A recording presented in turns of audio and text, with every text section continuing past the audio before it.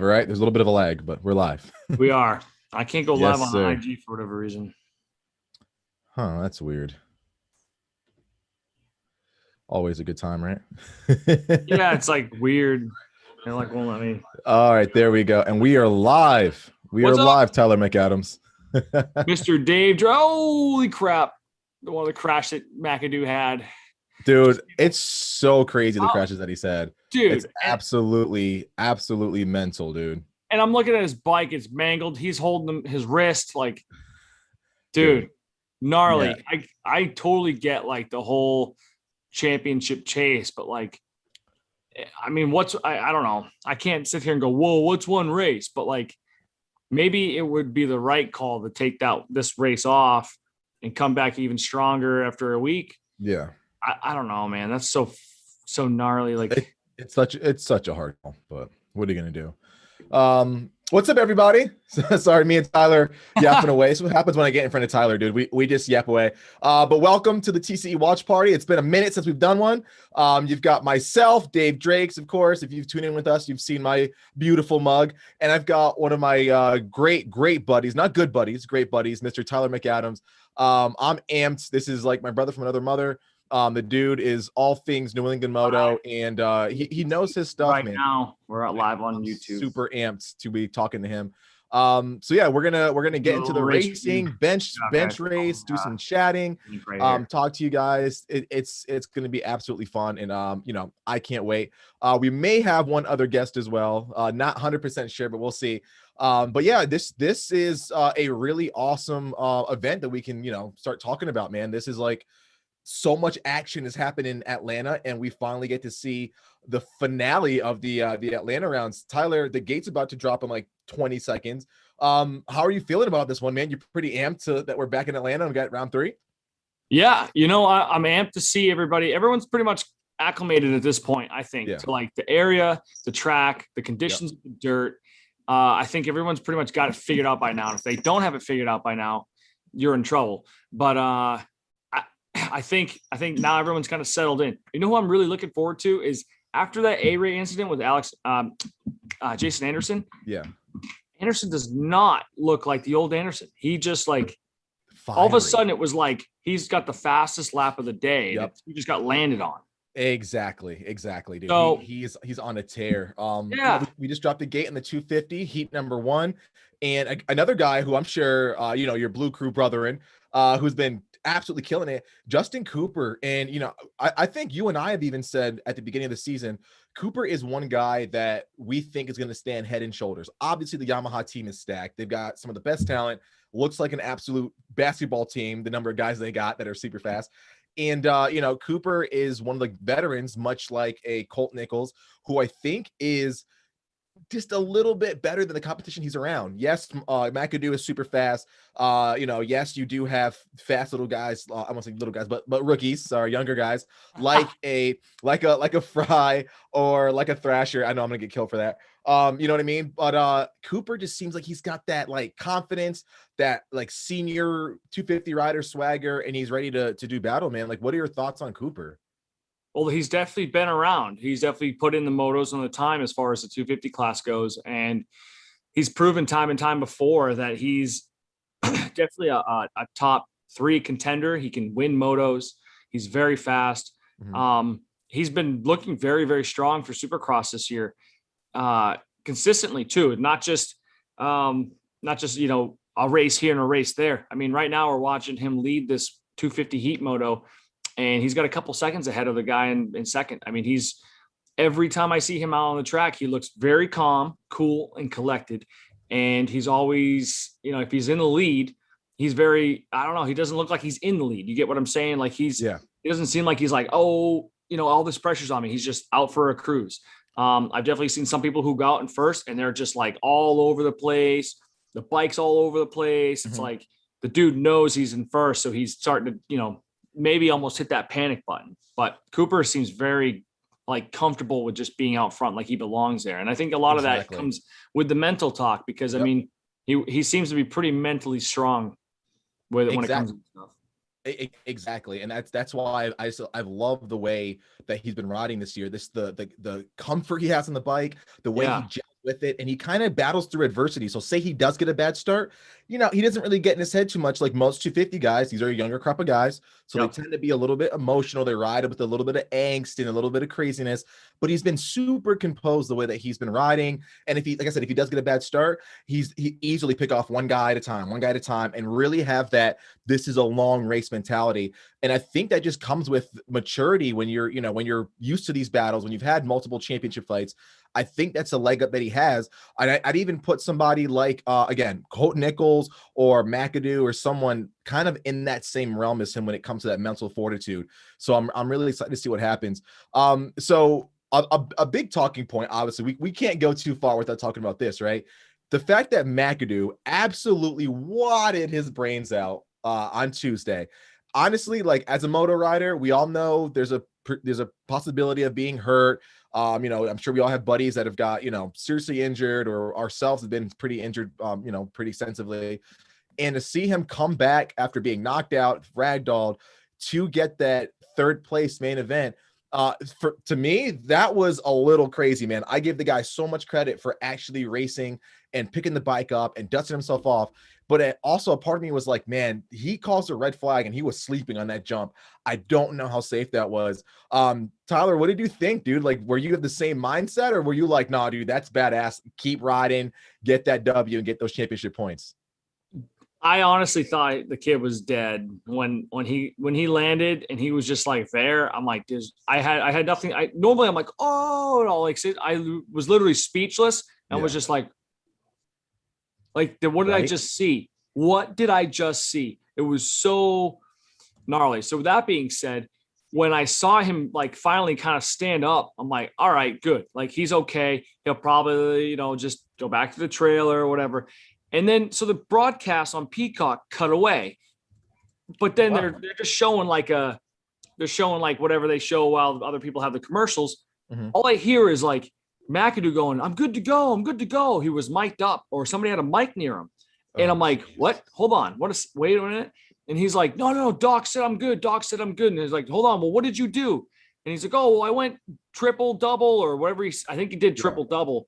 And he's like, I went triple double and then I ate the face of the jump and this and that. And he's like, okay, yeah. And now, you know, why? And this and that. He's like, whoever he was talking to, the medical crew was like trying to like see how much was, you know, how much of he was in it, I guess, you know, trying to find the words for it. But like he was no doubt, dude, somewhat concussed. I've had a couple of concussions. Yep. I'm going to tell you right now, he was absolutely, if it was mild, it was still a concussion because that dude woke up or like smacked his head so hard. He was just kind of like, I'm good to go. I'm fine. Cause I've been there. I have that drive where it's like, I'm good, man. I'm good. And someone's like my sister or, you know, my buddies, whatever. They're like, nah, dude, like you need to stop. Like, and I'm like, no, I'm good. So I think it was badass that he went and raced. Was it the right idea? I think if a championship is on the line, money, a title, Pro Circuit Kawasaki's looking at you to make something happen. He wasn't like damaged in a way that like, okay, it's not smart. He's gonna actually hurt himself. But I know that like towards the end of the moto, when he got back out there for that main event, you could tell he was getting tired and fatigued because that bike was not like, he got me nervous. Like I never got nervous watching him, but he made me look like, or he looked nervous. I'm sorry. He looked bad where I got nervous. There we go. And I'm just like, please don't go down again. Please don't go down. Because like, dude, you don't need to go down again. Like you can take your wounds and go fifth. Who cares? Exactly. What an unbelievable ride you had. You know what I mean? Exactly. But he got third. So I don't think it was the smartest, but when do any of us motocross riders do anything smart? Very rarely. You know what I mean? How many times did we get smashed up one weekend? We're like, F this, man. I'm not riding anymore. Like, I'm going to take a break for a week or two. And then 3 days later, you're like, yeah, man, bike's all set. I fixed it up. I'm going racing this weekend. It's like, okay. No, dude, I'm right there with you. And I know a lot of people in the chat too. They probably do the same thing. If you ask my parents, I'm sure they would tell you I've given them many heart attacks just from, crashing my brains out and being like, nope, let me get back out there, tape up the jersey and keep going, So no, we've definitely all been there. But yeah, like, hats off to him. The guy rode very, very well, and he looked really good. I want to give a shout out to everybody that's checking in with us. Thank you guys so much for the love and support. Tony, Anthony, what's going on, guys? We appreciate you guys checking in, and I'm really excited to bench race with you guys and start the chat and get going. I posed a question, Tyler, to see what they thought of the track. And Anthony said, like myself, I agree with Anthony. I said the track is great, many lines, so many rhythms. It's like actually racing, versus like indoor one line stadium, which I agree with. Like that, this is one time this season where I've been like, man, I feel like I'm watching a race from back in the day. I feel like I'm watching a Stewart versus Carmichael versus Reed versus Wyndham, and there's multiple lines, and through one corner, and there's multiple lines and rhythm sections, and people are trying different setups, and there's actual racing. I can't tell you how boring the sport becomes when we've got one line or maybe two lines and the guys are doing the same exact thing. It gets so mundane, so boring, and I can't stand it. So I'm really pumped that we have tracks like these. Do you think these are going to be like mainstays in the sport? Do you think we're going to have more speedway style tracks, and we're going to start seeing more Daytona-esque Supercross tracks? I hope so. I think, these bikes, these 450s are so fast nowadays that when you go into a typical Supercross track, they can't really ride those bikes fully, so like this track, Atlanta and Daytona, you could really open up that 450. You can really ride. You can get that bike open to its full potential, I think. So I think you're going to have better racing. I was kind of listening to what Ryan Hughes had to say about some stuff like this. And he was kind of saying that, and I agree, is that like when you have a track that's tight and technical and slower, you're going to have great racing because people are not afraid to bump and take over people's positions and things like that. But when things become a little bit faster, the jumps are rounded more, you're going to have faster racing, but people are going to be less likely to smash into somebody because they're going so fast. You're going to really hurt yourself or somebody else. So I really hope to see more races and tracks like this in the future. I love it, honestly. Yeah. I really like the 3 race style format where you have 3 races in one location, especially Atlanta Motor Speedway or Daytona. If they did 3 Daytonas, it's obviously, I think it would be cool, but I do like the idea of like there's only 1 Daytona a year. But, if they were able to do that though, where they were able to have an outdoor Supercross style, motocross style mixed race like this, I love it, dude. I love the track, the longer lap times, bigger lanes, things like that. I mean, I know the last race on Tuesday was pretty gnarly because we had a lot of people crashing, but I think it's because you're seeing a little bit more speed. That's probably what it is.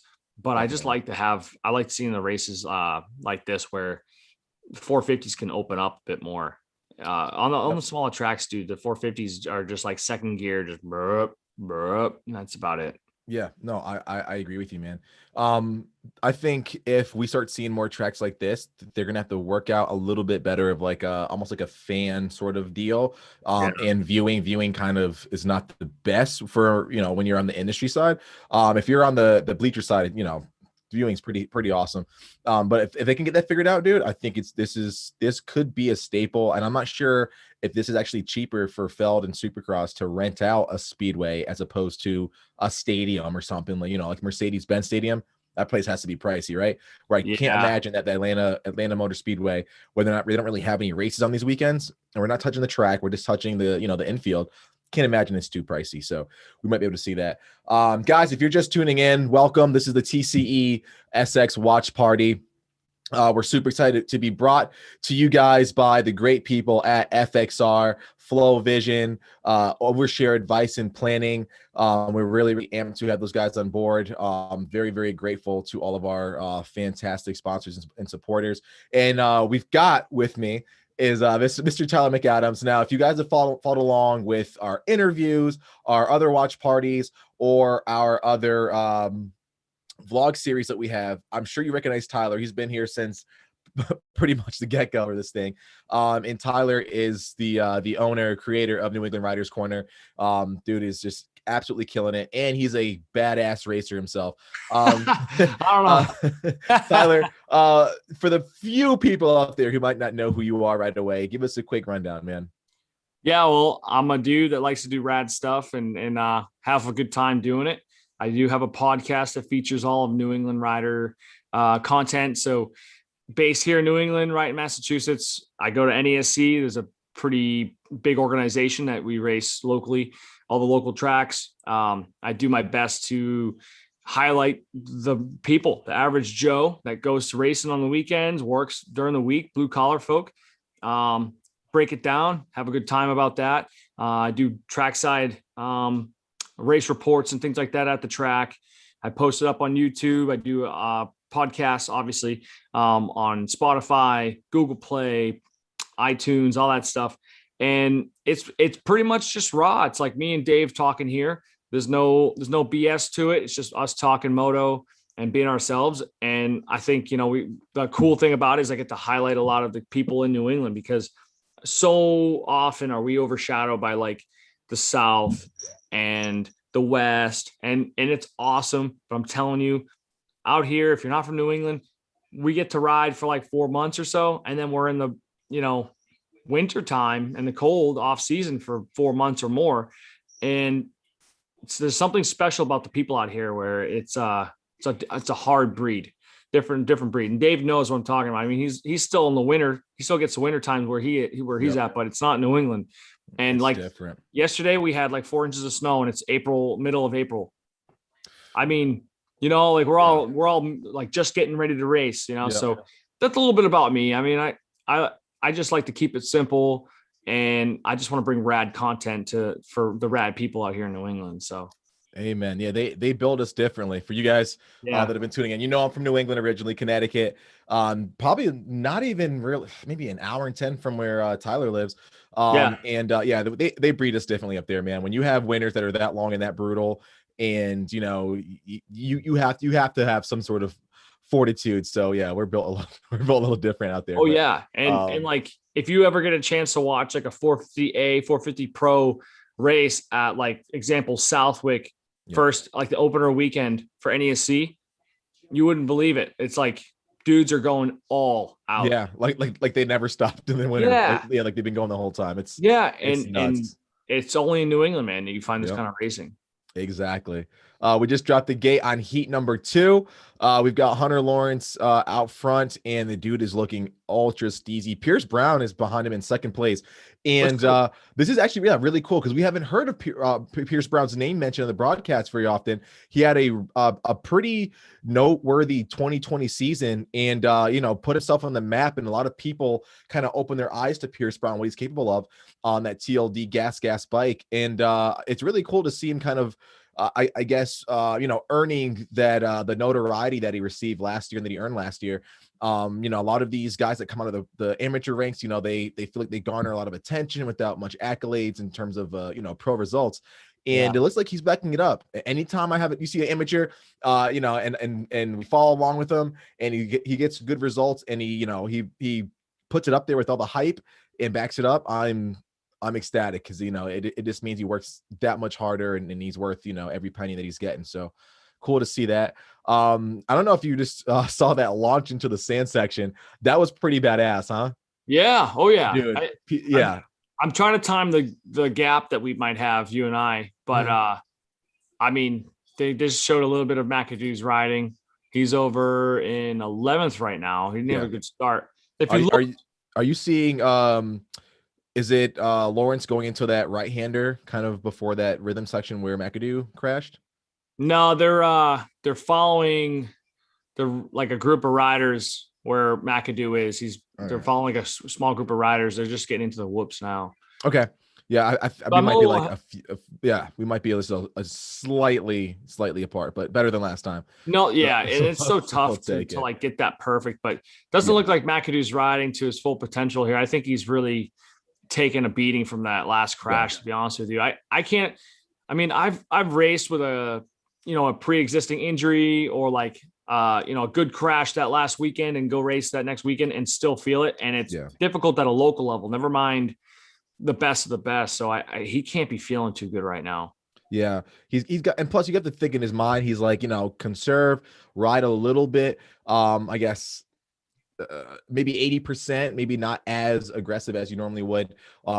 Just because he does have those nagging injuries, he doesn't want to overdo it, and he doesn't want to put himself out of that championship run. If he does that, all of that effort last weekend would be for nothing. So I Right. can't imagine that he's looking to really put himself out there. I think he's looking to just nurse it home, maybe get a podium, and at least keep himself in the running where he can maybe come back for the next 2 Salt Lake rounds after this.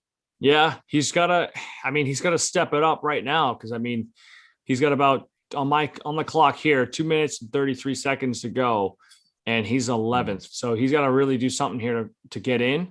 And I just think we were talking about that earlier, Dave, where like, is he okay to race? And Yeah. I think he's okay, but he's not going to be himself because he's so hurt. There's no way after that, dude, that he's just like, yeah, I'm okay. Here we go. Mm-hmm. Like, he's definitely like icing himself, stretching, really working around his injury here. Because I mean, he just moved himself up to, looks like someone made a mistake. You'll see it in a second. Looks like he got himself into the final transfer spot in 9th. So, he's in, but boy, he's got a little bit of work to do. He does, man. Oh, good Lord. I feel for the dude, and honestly, I still have a lot of respect for him, because to do what he did, go through what he did, and then still come out and race like he is now, it's not an easy thing to do. A lot of people would just be like, no, I'm going to take a month off, and he's just hanging it out. No, I agree, man.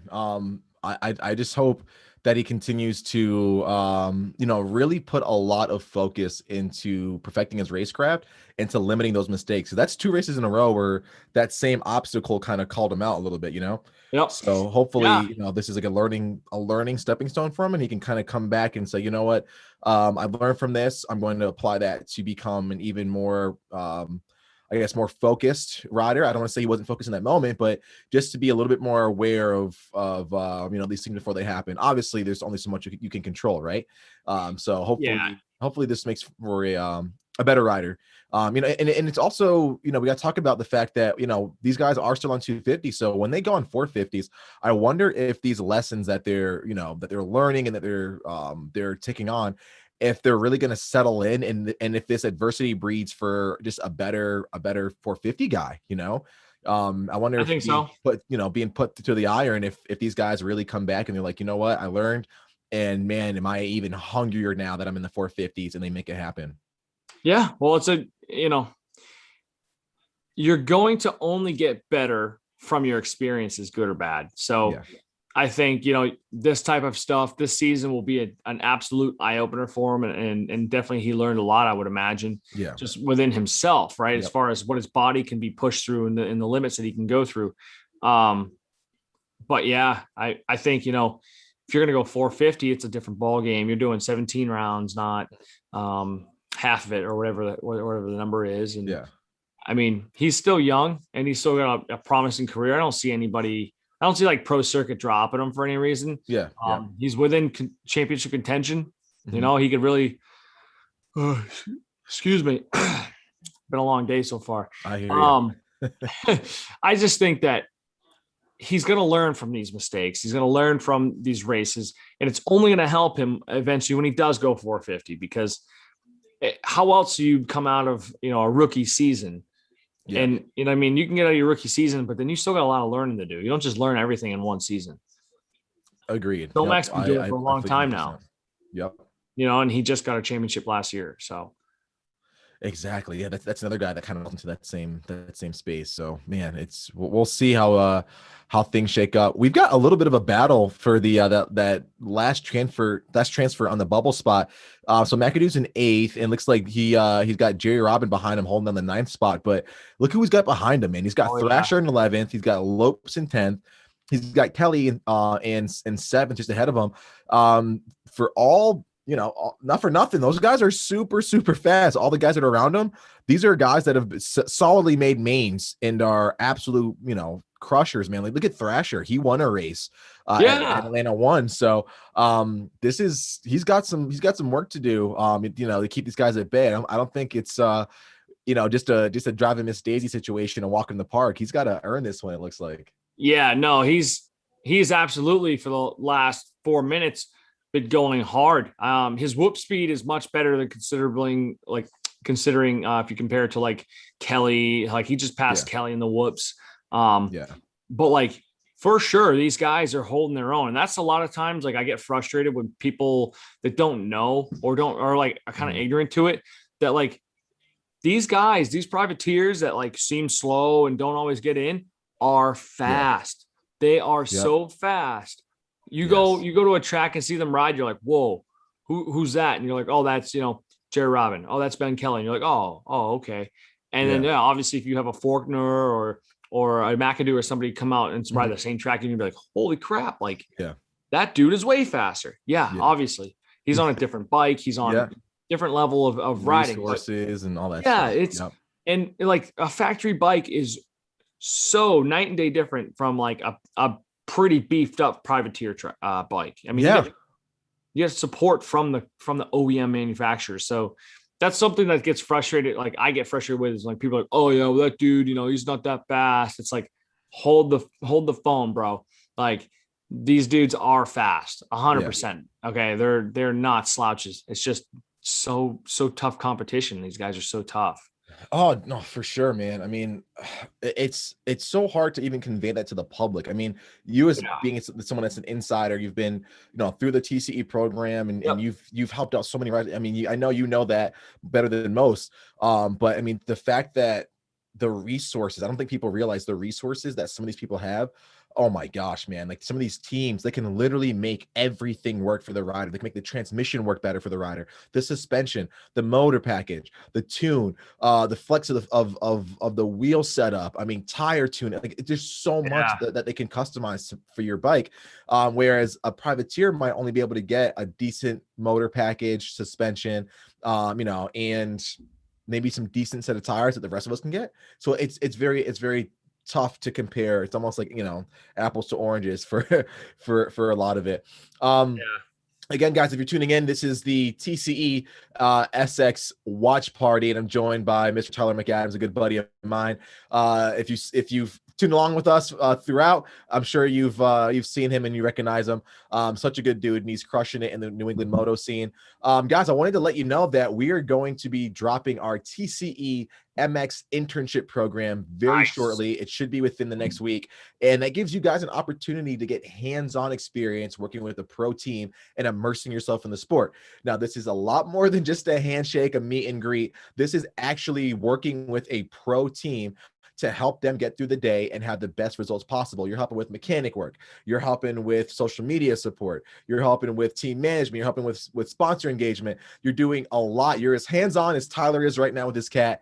And it's great. I mean, the experience you get is second to none. Tyler is an alumni of the SX side of the program, and he can attest to just how immersive the program is and the things you can do with it. I mean, we've had people that come in and have gotten full-blown jobs in the industry working as mechanics, trainers, you name it, they make it happen. And I'm very excited to be able to offer that to race fans and finally get some sense of normalcy back. How long have we been cooped up? Dude, this is the way perfect, too long. This is the perfect way to say, you know what? I'm going to get out there. I'm going to enjoy my summer. Boom. I'm going to go experience a race like no other and check out the collectivexp.com. A lot of cool things going on.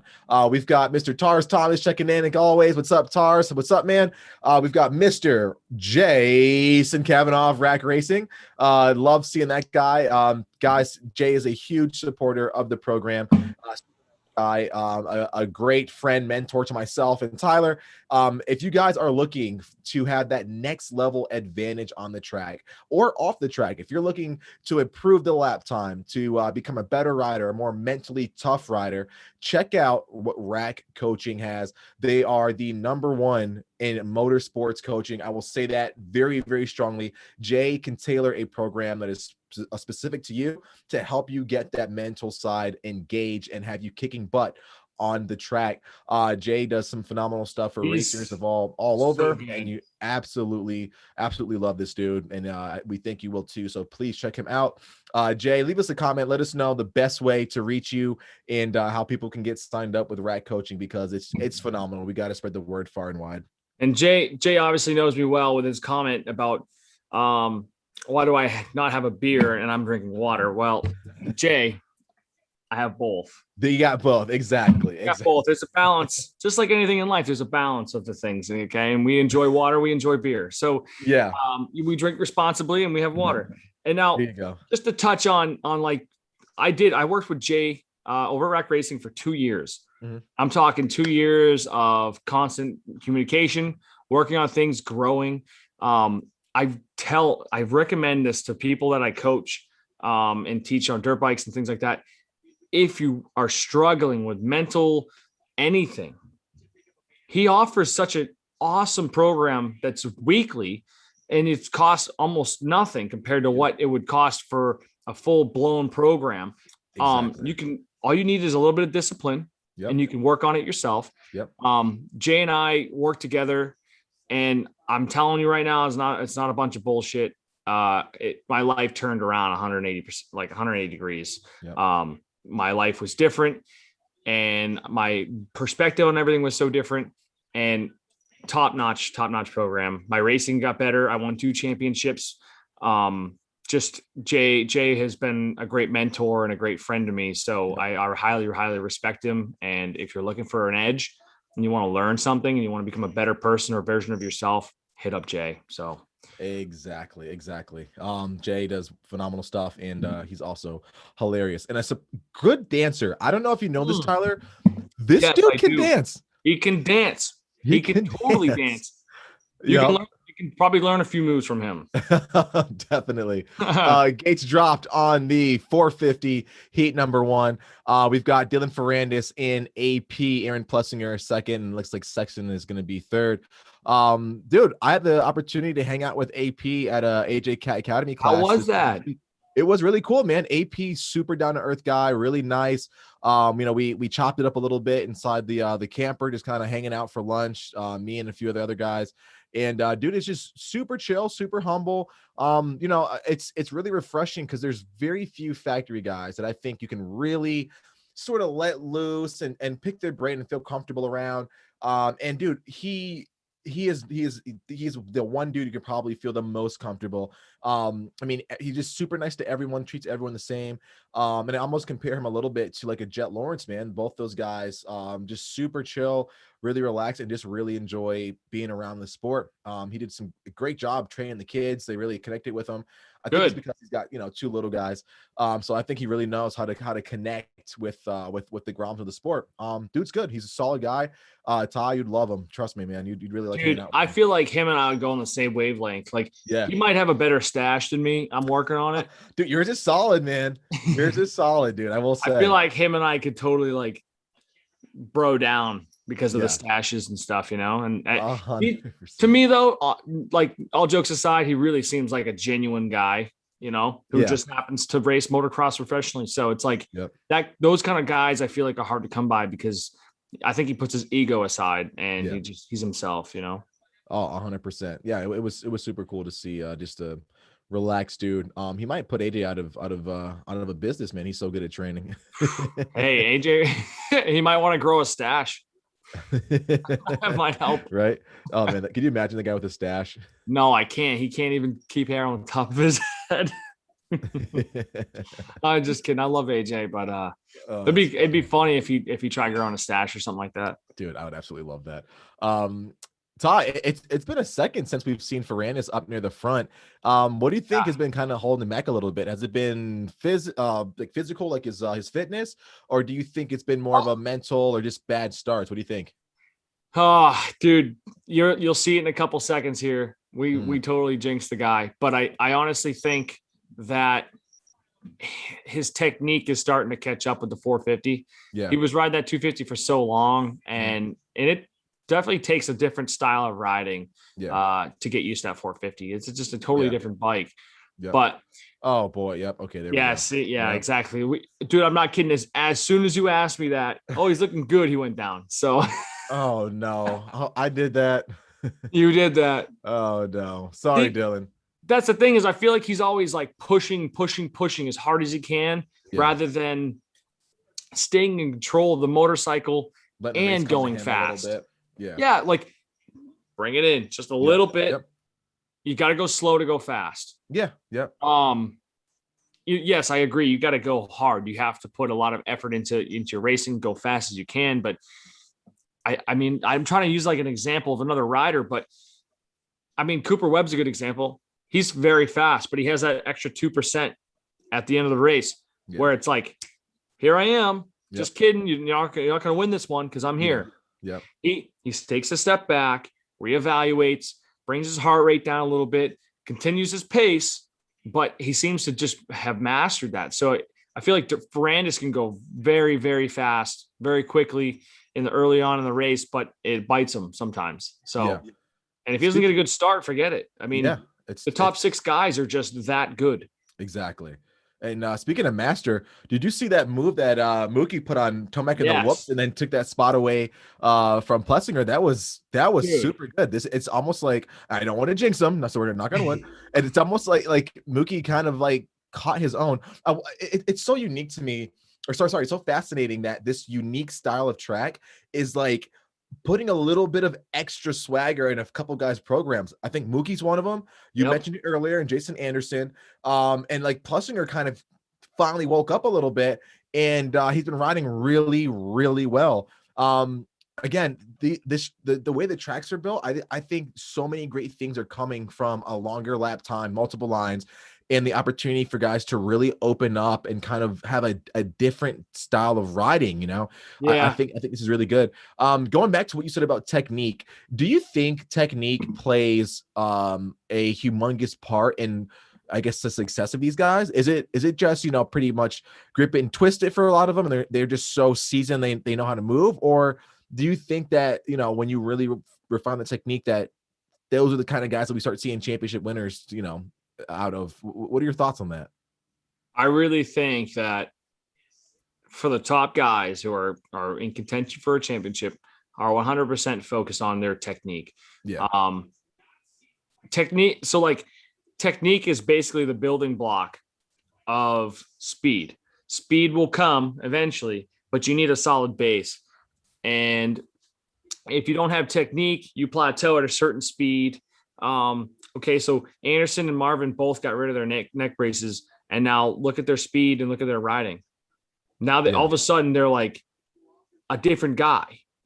That neck brace, and this is another conversation, but like that neck brace allows their technique to work a little bit more fluid with the bike, and become almost like one with the bike and the motorcycle. So I think that without a solid technique, it's going to be very difficult to be up top, I think. I mean, you can twist it, grip it, and just rip it and just pray. But I feel like that only gets you so far. I feel like Barsha really changes his, like, to really focus on technique this year, because he's always been a fast guy. It's not the bike. He's won on a Honda. He's won on a Yamaha. He won on his gas, but he doesn't have a neck brace. I feel like this year he kind of focused in on like his technique, a flat back, your butt's not tucked, your hips are unlocked, things like that, where he's really allowing to be fluid with that bike. Because you're doing probably, this track is pretty long, so you're probably doing 15 minutes for a moto. Yeah. And that's just a heat. Yeah. So like technique, if you watch Chase Sexton, which you're showing, he is very solid. So is Mookie. Mookie's on his feet, on his toes. He's on his toes, balls at his feet. And I think that kind of stuff really helps you escalate your riding as far as like being able to push longer, faster and longer. So I don't know if that kind of answers your question, but yeah, I just think like I've seen plenty of people that can go fast locally, but they're flat footed, and eventually they kind of plateau where they are. They don't get much faster. They stay in the B class or the C class or something. Mm-hmm. They're more prone to injury because the bike kind of kicks them off, things like that. Obviously, motocross is a dangerous sport. Accidents happen, but technique is definitely like a big thing. Yeah, I agree with you. I don't think many people put enough emphasis on having the proper technique. You know what I mean? No. I think with a sport as gnarly as ours, just as it's just all consuming of all of your senses and your strength and mental fortitude. You really need to make sure that you are riding properly. I don't think enough emphasis is put on that from the get-go. Literally, if you go buy a super fast Ferrari, you know what I mean? Like, they're going to offer you track school. You're going to offer you all these kind of different, like, driving best practices and stuff like that, where Moto, you can go buy a 60 horsepower 450 with a power to rate ratio that's absolutely insane. They say, well, have fun, don't get hurt.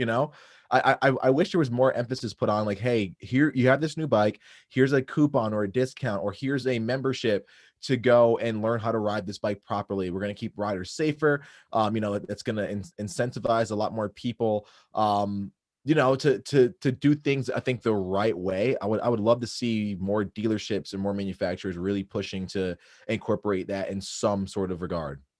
Yeah, I agree with you. And I give a lot of credit to AJ for what he does as far as educating the riders on being a safer rider versus be the fastest guy. Yeah. Just because it becomes you're teaching the younger half of the sport and the people coming up at a younger age of how to be safe, which yes. I give him a ton of credit for my own riding. I went to a lot of his classes and I learned a lot from AJ. Very smart, respectable person. And there was a lot of stuff that I learned from him that allowed me to stay off the ground. Yes. I mean, if I go back maybe 2017, mm-hmm. I had a broken collarbone. I fell a few times and I think I got like I smashed my head or something like that. Like, there's a lot of different injuries I had. Right. And yeah, now as I got a little bit faster and a little bit more confidence with that technique being more solid, besides having I got landed on, I haven't had any crazy accidents, knock on wood. Right. Yeah. But like, I haven't had anything crazy due to my own riding because yes. I spent the time to focus on the technique and the fundamentals of proper riding, which allowed me to be a safer rider. So like, to me, it's silly to think that somebody wouldn't want to invest that kind of stuff in themselves. Like, yes. Oh, I'm going to go buy a pipe for $1,000. Well, your bike is so good, man. You don't need a pipe. Yeah. At the very minimum, you don't like the way your Yamaha sounds with a stock pipe, buy a slip-on for $400. Okay. Yeah. I get it. Take the other 600, go put it towards the class. Yes. Even like I tell other people too, like if you're so fit and you're so good and you're struggling with something, why don't you go to Rack Racing? He can mentally whip you into shape. You could be the ultimate weapon if you're so fit, So like that's one of the things is like people want to spend all this money on dirt bikes when they could be spending money on investing in themselves. Mm-hmm. That's something I've learned over the last couple of years is that you can really, really take the money and invest in yourself. And you think like, $100 goes a long way, whether it's $100 for a subscription to a YouTube channel where they talk about different mental things, like Jay does that. Yeah. Or like fitness, or just invest in yourself. The dirt bike doesn't need to get any better. Yes. These bikes are so insane nowadays that really you don't need to. My 450 is an absolute monster. Yep. It's a ton of bike. If I didn't have the technique that I have now, I could not ride that thing. I would have no business on it. None.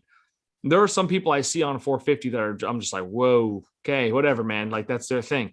Yeah. But like without a proper technique, anyways, I'll stop ranting. But with the proper technique, things are very different. So that's all. No, I agree with you 100%. I wish my technique was better. I'm working on it.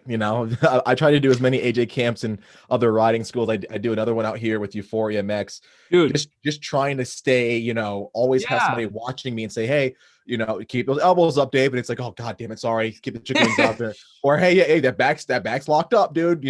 Separate the upper half and the lower half. And it's like, okay, but I mean, building that memory, that muscle memory, it really makes a difference. And I think we see it in a lot of the top riders. Tyler, we do have 2 more races after this one in Salt Lake. That track, we haven't seen the track yet. We've got no idea what that's going to look like. Do you think we're going to go down to the wire in both championships, or do you think that that last round, it's going to be like, oh, well, this person has a pretty decent lead, or this person has a pretty decent lead. Do you think we'll see that ultimate super tight points race showdown like we had? I think it was 2016 or 17. Yeah, I'm looking at Cooper and Webb. I mean, Cooper and Kenny right now, and between those two guys, yeah, it's going to be down to the wire. After tonight, whoever wins gets more points. It's going to be down to the wire with those guys. 250 guys, I think it's going to be close. But if McAdoo can't really bring things together tonight, it's going to be kind of easy for Cooper to keep running with that championship. To be honest, I think so too. I think Kenny is going to tighten up a little bit tonight. Again, knock on wood. I also think the 250s is going to continue to keep getting a little bit tighter and tighter, and I think we're gonna have some things up for grabs. Yeah. Gates, look at the start for me, and Gate is down. Let's see how this is looking, man. I'll tell you what. You know who really impressed me with getting their starts figured out? It was Cooper Webb. Cooper somehow figured that out and got dialed. Kenny is that guy that's really, really good at like getting a hole shot and running, just sprinting, saying, see you later, guys. You guys bunch up behind me. I'm just going to go sprint for the first 7 laps and then get a good pace while you guys jockey around for position and do whatever.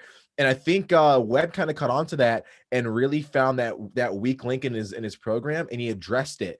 So I think Kenny isn't really as strong moving through the pack as he is really being out front and not being pressured and just sprinting. Now, when I say not being pressured, I mean that he doesn't let the pressure get to him from being out front. A lot of guys get nervous and tighten up, and they get a little scared, make mistakes. Kenny's not one of those guys. Kenny likes that pressure. He thrives on that pressure of being out front.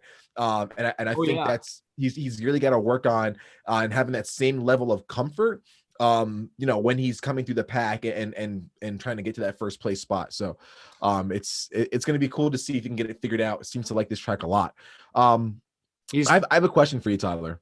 Sure. Now, if there was a magical genie, Moto genie, and he said, Tyler, I will grant you one wish. You can have any factory bike that's on the lineup right now, 250 or 450. Whose bike are you picking?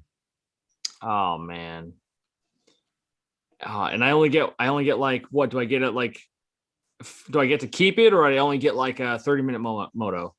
No, you get to keep it. Keep it. And I only get one. Only get one. Oh man. I've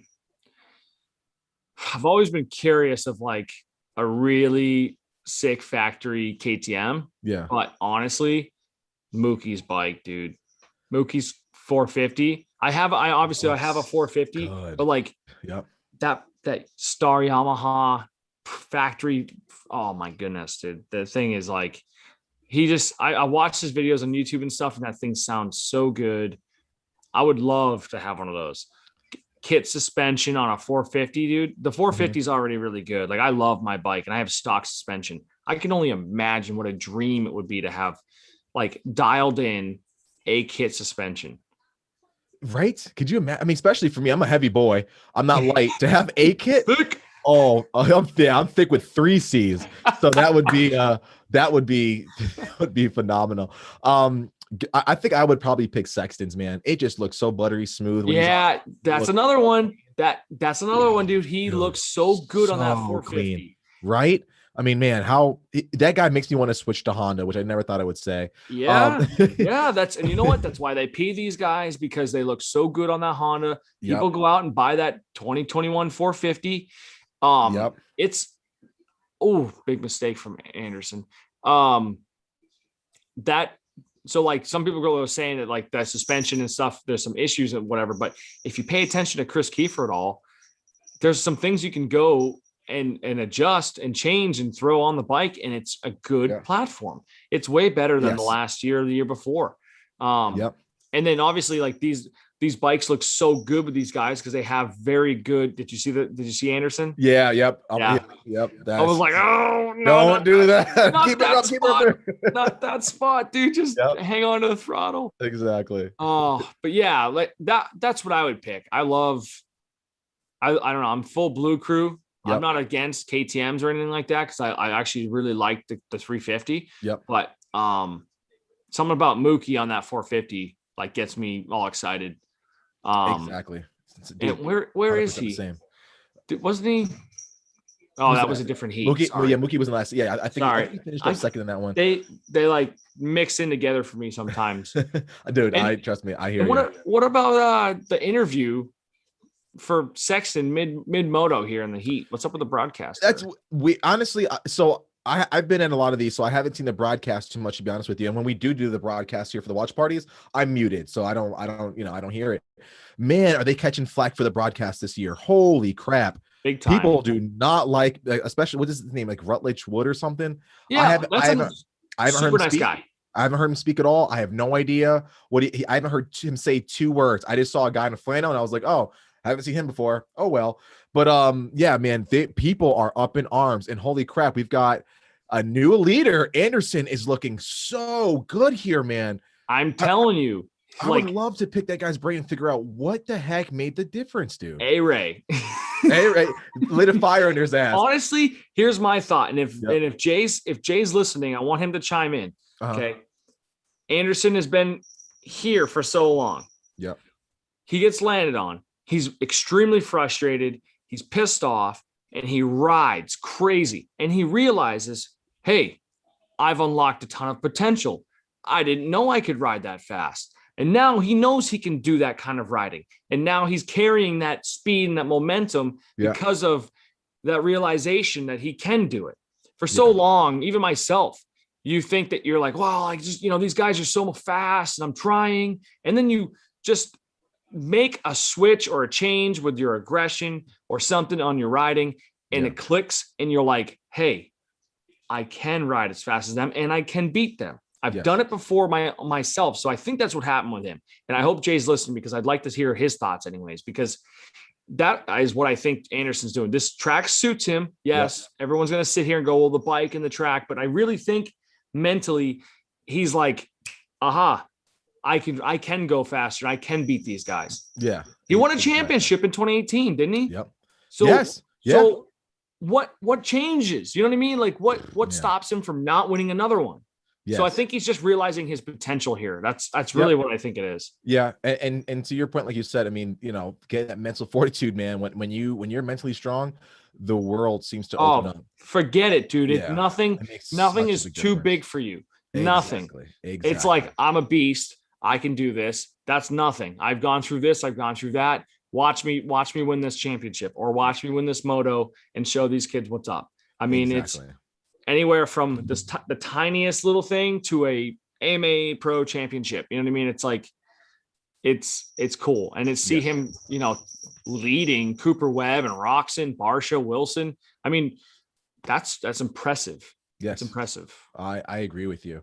Going back to the chat, a few guys were, they're agreeing. So like Anthony, he goes, I'm always buying goggles. I have so many pairs, but in fairness, I did AJ's class in Texas. That's super awesome. Anthony and the rest of you guys, speaking of goggles, if you guys are looking for the best goggles out there, and when I say best, I mean the best quality, the best price, and the coolest looking frames, you guys got to check out Flow Vision goggles. These guys just sent me this latest rhythm goggle. Absolutely phenomenal. I can't tell you how good the construction is.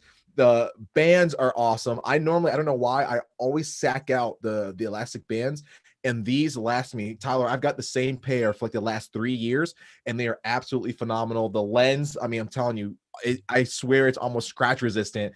Really? I can literally just throw these things in my gear bag, which I know you're not supposed to do, but I can, and nothing happens, man. I sweat like a pig. They vent well. They fit in just about every set of, like, every helmet I've had. I'm a big tester kind of guy, so I go through a lot, and it fits in every single one. Mates up with my big fat head, and the foam is just absolutely perfect. And I love these, and you're not going to find a cooler style of goggle out there. I promise you. If you guys want to get a set for yourself, check out flowvision.com. Use code TCE Flow to save 25%. Let them know the Collective Experience sent you, and I want you guys looking super fresh when you're out there on the track, like myself. Yeah, I'm a big Oakley guy, right? Yep. But I have to say, I've definitely seen the Flow Vision goggles up front or in person, and I've been impressed, especially for the price point. You're talking about goggles that get smoked. If you don't want to spend the money on Oakleys or the Omegas or whatever, dude, Flow Vision makes badass looking goggles. Okay, I don't care who you are; they're badass looking. I mean, look at the ones you just had in your hand, dude. Yeah, I mean, dude, these things are freaking, things are sick, and you're not breaking the bank. The value no. is incredible, dude. Like I hate having to to buy 2, 3, 4, 5 pairs every single year and just, I'm dropping 80, $90 on other brands. Flow Vision, I spend like, $50 on a set of really high quality goggles that looks like the $150, $120, big boys.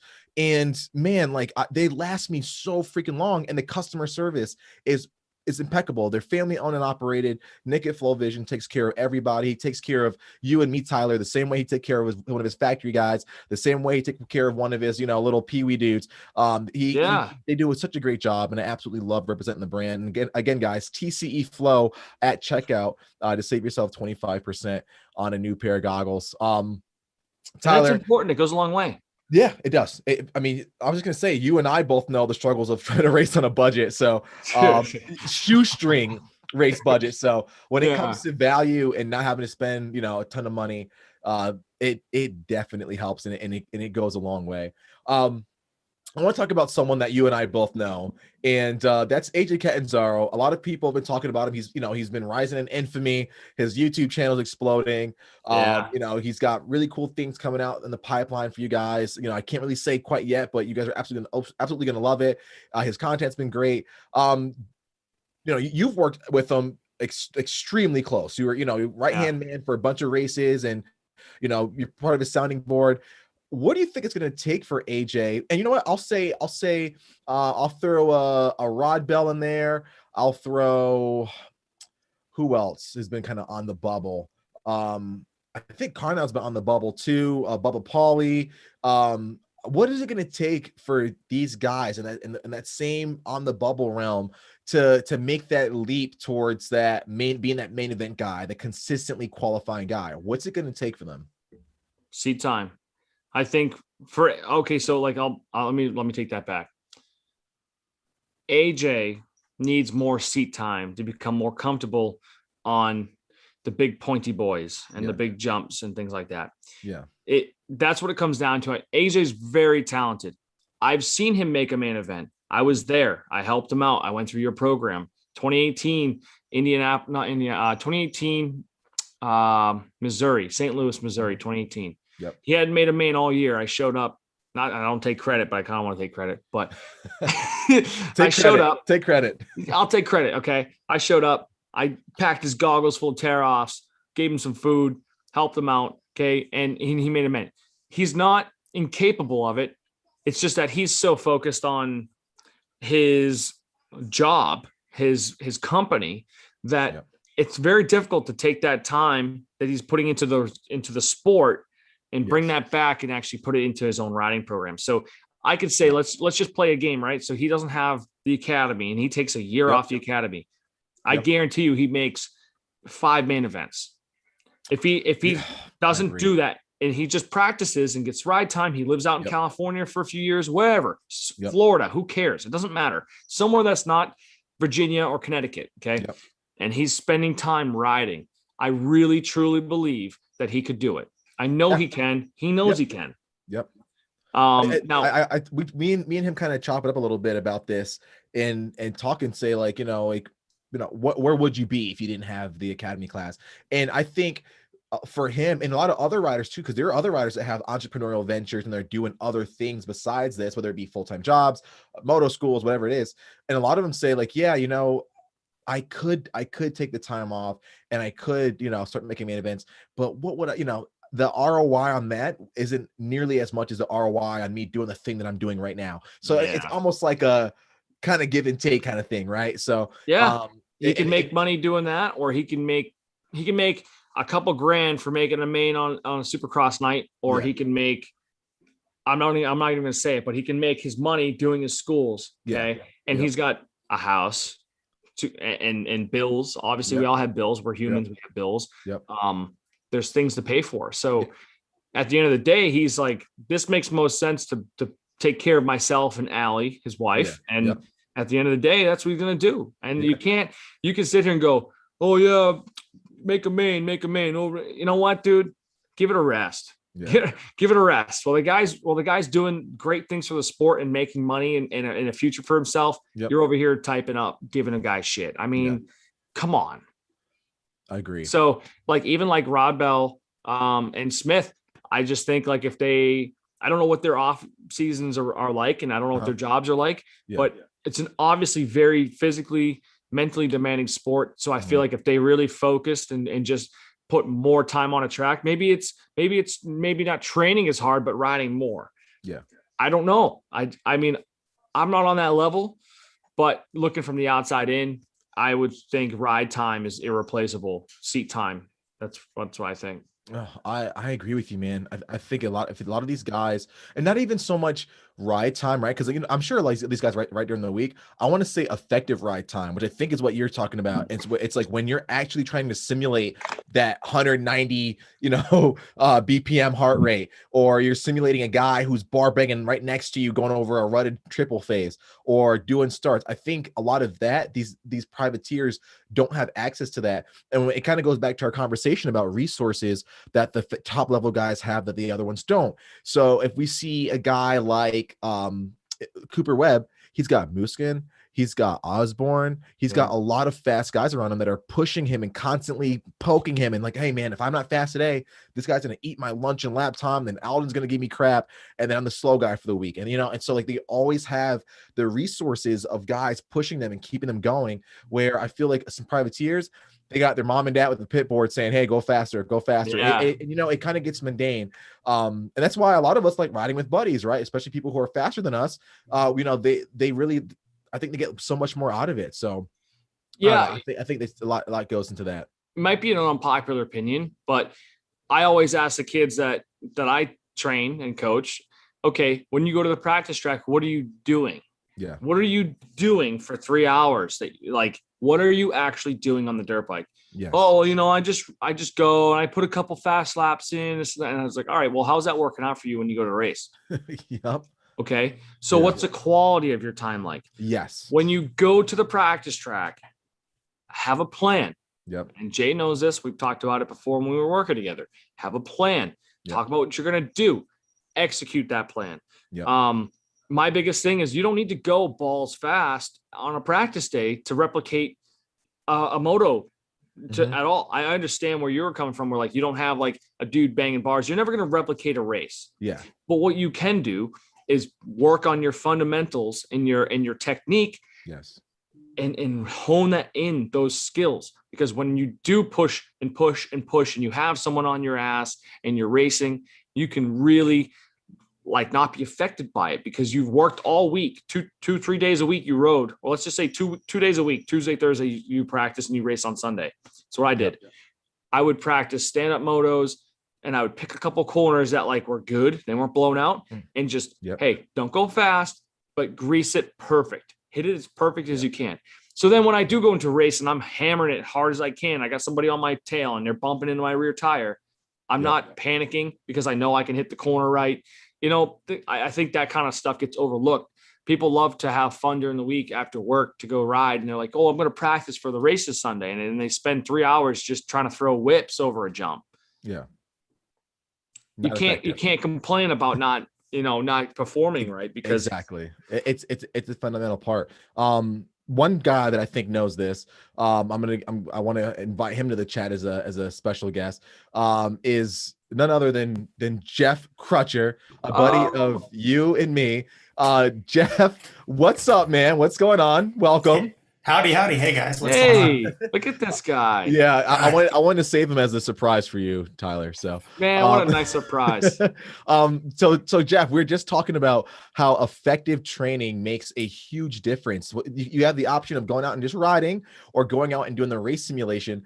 I just gave my 2 cents. Tyler gave his 2 cents. What are your thoughts on like effective training, like training where you're getting your heart rate up, you're battling with buddies, you're rubbing elbows, versus just being out there in your own world, knocking off laps? What do you think is more beneficial? The thing that I have to say is that if you are, so like, let's say, the new school of thought is we have to work out in the gym a lot and then we'll apply that onto the track. And a lot of times at these training facilities, you'll have guys where they train a whole bunch in the morning and then they go out and do laps in the afternoon, or the other way around, or they'll ride their laps in the morning and then they train in the evening. And much like Gary Bailey's school of thought is, I think that if you have enough energy to work out before you ride, you're not riding enough. If you have enough energy to work out after you ride, you're not riding enough. Yeah, I agree with you there. I'm also being completely facetious when I say that.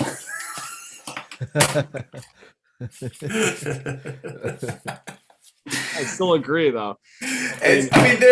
There's, dude, there are so many different factors whenever it comes to training and working out, and like we also have to, discuss the fact that there are so many different body types, and what works for me doesn't work for Tyler. Like I'm trying to think of what my body type is, ectomorph, I think, and it's like I'm stocky, I'm 200 pounds, like street weight. Yeah. And then I strap the gear on, and whenever I line up, yeah, dude, I'm 210 pounds with all my equipment on. Mm-hmm. And so like I also, though, what's crazy is like whenever I'm out, racing, it's pretty rare for my heartbeat to get above 150. So like I run at a very low heart rate. I don't have a lot of adrenaline. I'm very like, I rest on like my experience, mm-hmm. And so for me, I don't have to like kill myself in the gym. Like I have to be very strategic to what your original point was. Mm-hmm. Like my type of training that I do is very purpose driven. It's very functional towards like the muscles that you use while riding and racing. Yeah. And like a major part of that is like, dude, earlier this year I hired a trainer, and my guy Tyler, like we started going through, just like 101 type workouts, not even to like start working out, to see where I was lacking. And come to find out, dude, I had a super weak core. I mean, terrible. Like for me to just do like an elbows on the ground plank for 30 seconds was like, it was really, really tough. Now I can do it, with one foot moving up and down, on my elbow. I can't do it on my hands because of my shoulder, but like whenever I get in that position, dude, I'm good for a minute and a half while doing shit with my feet, alternating sides, doing all this kind of stuff. And so like we're targeting that, which has made riding faster, easier, and getting, like squirrely situations, being able to, kind of muscle out of it. So like, that's my target, it's like, dude, I'm not burning 20-minute motos, it's like, I'm not putting a lot of time on the bike. It's more or less, I have a broken leg right now, so I can't show you, but like, there's a handful of stuff that I do, that's like super 101. It's like, why didn't I mean, it's like, between just my yoga mat, my handlebars, which I have a spare set of handlebars that I'll throw 5-pound weights on, doing squats, and then work on the bicycle, dude. I mean, it's like, all body weight training, functional stuff. Yeah, very functional. Yeah. And that helps. I'm sure a lot of the guys on the line right now would agree 100% with what Crutcher is saying. Guys, we're getting lined up for the LCQ for the 250. Gate just dropped. I'm sure it dropped a little bit sooner for Tyler than myself. Yeah. And we've got, is that Thrasher in this one? Yes, sir. Oh, it's Thrasher in the LCQ. That's a little bit backwards. I'm sure a lot of people did not expect to see that. Tyler, is there any place that you would rather be besides 250 LCQ? I don't know. People like love to say that kind of stuff, but I mean, all right. So I'll give you 2 examples. My perspective is, dude, if I could be at Atlanta Motor Speedway racing and being in an LCQ, I absolutely would love to be in an LCQ right now. You know what I mean? Like being at that level of speed and having the resources to go race. Yeah, I would love to. Now, okay, let's put it in that perspective. Like, you've been doing this for a few years now. I don't think I'd be stoked I think I would still be grateful for where I'm at and maybe have to understand that like I need to make some changes to try not to get into the LCQ. Yeah. And now that could be a loaded conversation where there are so many different factors and things to throw into like racing. I mean, there's so many fast guys. I'm looking at 21 guys that are on this track right now that are absolutely unbelievable. They're talented, but when you get together, things change. There's a lot of factors. Stank Dog's third right now. Yeah. I mean, the guy is very talented. Yep. But like he might find himself not in it next weekend, so it's kind of, I would love to be an LCQ dude and not have to like do my regular plumbing job during the week. That'd be badass. Dude, I hear you. Sorry, go ahead, Crutcher. Here's the thing. Okay. So here's the thing is as we watch this though, Tyler, you have to remember, let's see, Wageman, I mean, he kind of has a full-time job with his beef jerky company. Dustin Winter, he works for they just took the scoreboard away from us. But I mean, dude, like you go down the line and you start to realize that actually many of these guys do have a full-time job and they are working. I mean, shit, look at Kyle Peters, the Wageman. So like Kyle Peters, who just, won the Kicker Arena Cross Championship. Yeah. Kyle still works at a used car lot during the summer. Like, and I can, like, if I'm just stabbing in the air, I would say that his performance this last year probably netted him somewhere around 350 grand. And he's still working at the car dealership. Yeah. Wow. Right. So, all right. So like, as we go down the line though, let me tell you something, Tyler.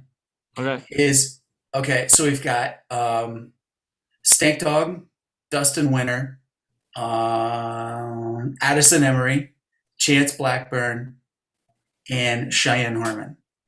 At some point, I've beat all of them. Okay. Now, with that being said, though, I don't see like I'm not watching this and thinking, oh man, I should be out there. Like I could be running with these guys, or like no way, dude. I can tell you right now, I would be better at Supercross than I am at Arena Cross just because the tracks are so much bigger. I don't have my Supercross license, so that's a really easy thing for me to rest on my armchair and say that. Yeah. But like it's as I'm watching this, like no part of it am I thinking, man, I wish this is what I did, because like, truth be told, like, I mean, we're going down the line here and looking at these guys.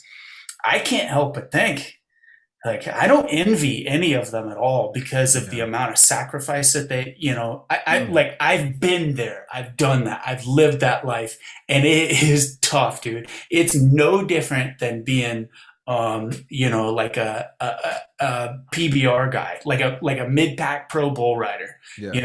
I mean, they get beat to shit the same exact amount as like, the top PBR guys. Same thing in motocross and supercross. It doesn't matter, dude. If you're Nate Thrasher right now winning the LCQ, or you're Kyle Greason at 20th, you're still like, risking the same amount and you're still putting your body through the same amount. So not to like, be a contrarian to what it is that you're saying, but like, I get what you're saying, because it's like, fuck, man, I wish I had the skills, to do this. But at the same time, this is not an enviable lifestyle because these guys are racing for a couple $100 right now.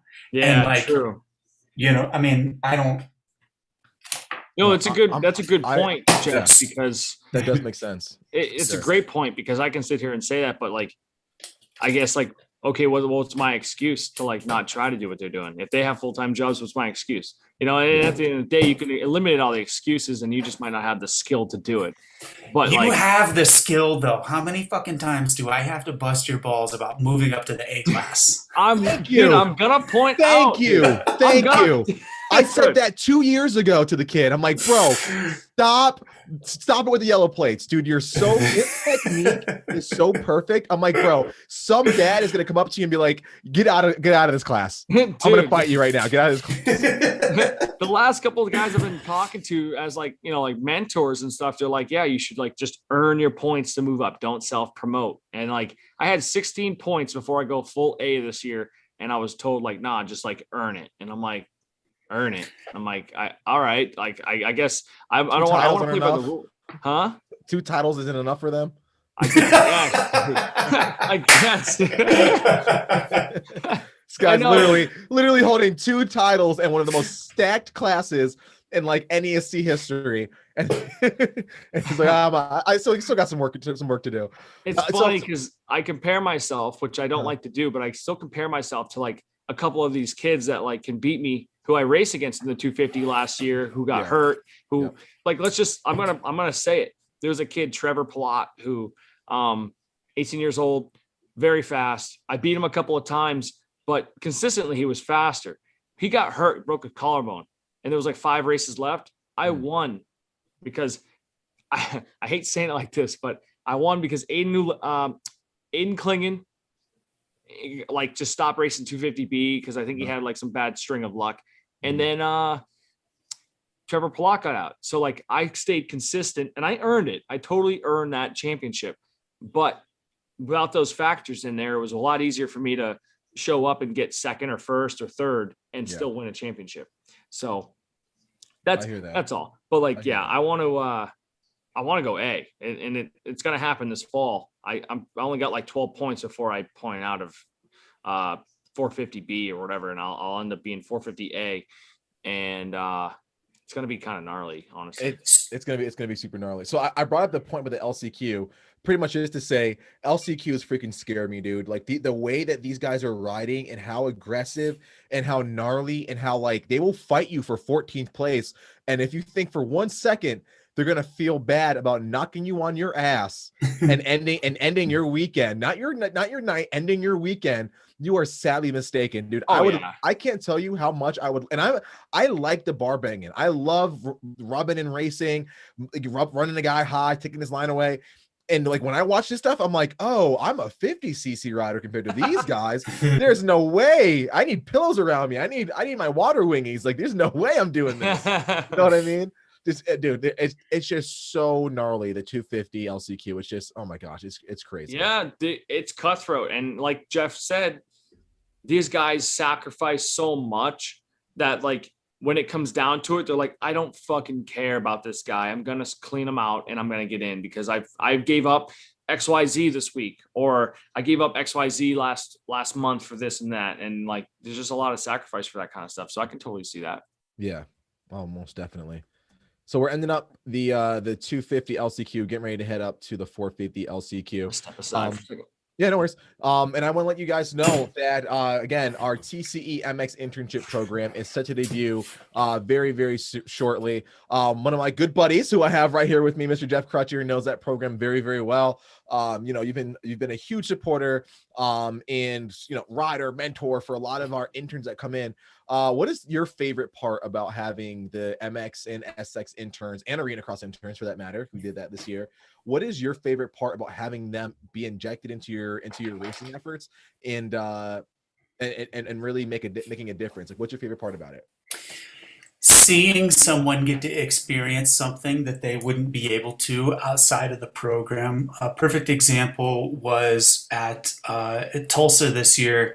There was a kid, Devin, that came to Tulsa and participated in the program, and he got to be my mechanic for the weekend. And outside of that, he works at a used like Harley shop in South Central Kansas, and there's not a lot of motocross happening down there. And he had the opportunity to come and wrench for me, and like seeing him get to go through the program and be part of my team, it was just wild, because he never would have been able to participate in a program like that. He never would have been able to walk out onto the floor of a professional race and wave a towel for me, or for anybody. And like for him, that was, it was so cool. And one of my favorite parts about him was, he's got a Honda 150 that he, rides for fun. He's not a racer. And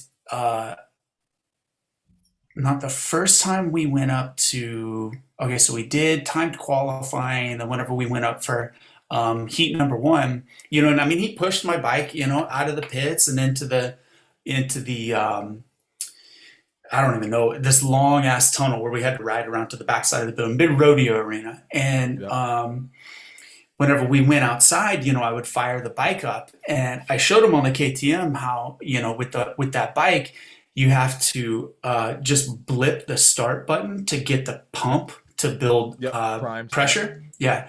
So I had him do that, and then he handed me the bike, and I was like, "No, dude, you start it." And he fired it up, and like it was super exciting for him because he got to start like a pro race bike. Yeah. Yeah. And then then I got the bike warmed up, and just the standard of holding my glove on the radiator, blipping it up. And once it was warm, I kind of handed the bike back to him, and he looked at me like, "What?" I was like, "Dude, fucking pin that thing." And he was like, "Serious?" I said, "Yeah, do it, dude." And he went, "What?" And I was like, "No, dude, like this." And I went, "Do, do, do, do, do, do, do, do it, dude." He puts his hand on there, goes, "Hoo, do, do, do, do, do," and dude, you could just see his fucking nipples shoot through his shirt. He was so stoked, dude. I mean, he was jacked, dude. And like, That's awesome. and getting That's to like awesome. give somebody the opportunity to do that they never would have had outside of that, like that alone, made it so worth participating in the collective experience and getting to give people that kind of opportunity, because it really is, it's pretty rare for somebody to get their hand on a full-blown race bike and be in the concourse of the building, and get to experience the night show from the floor, and and all of what not we take for granted, because I definitely don't, but like is systematic for us, every single weekend. It's just, part of the grind.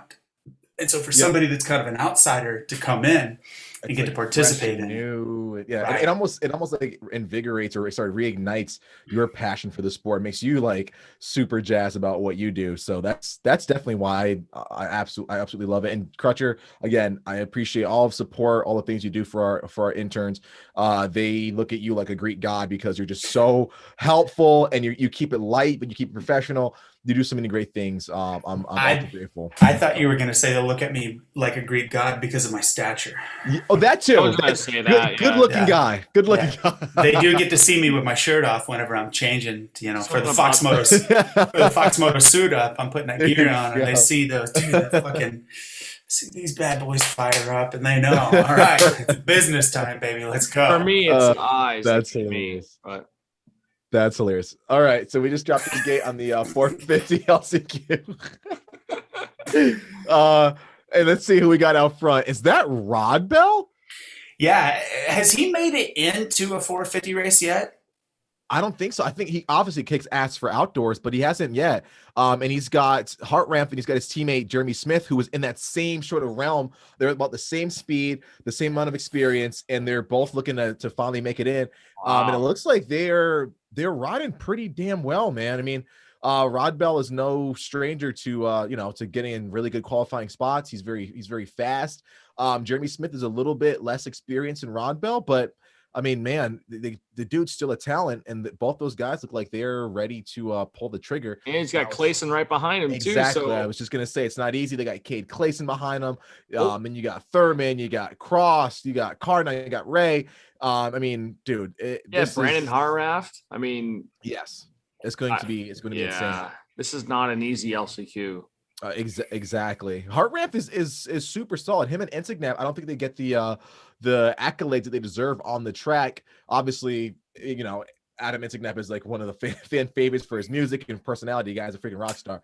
But I don't think they get enough for like their positions and the way they ride the bikes. Now they're on these bikes that are a little, I guess, behind the eight ball for a lot of people. So, to be able to see them make it work like that, that speaks volumes.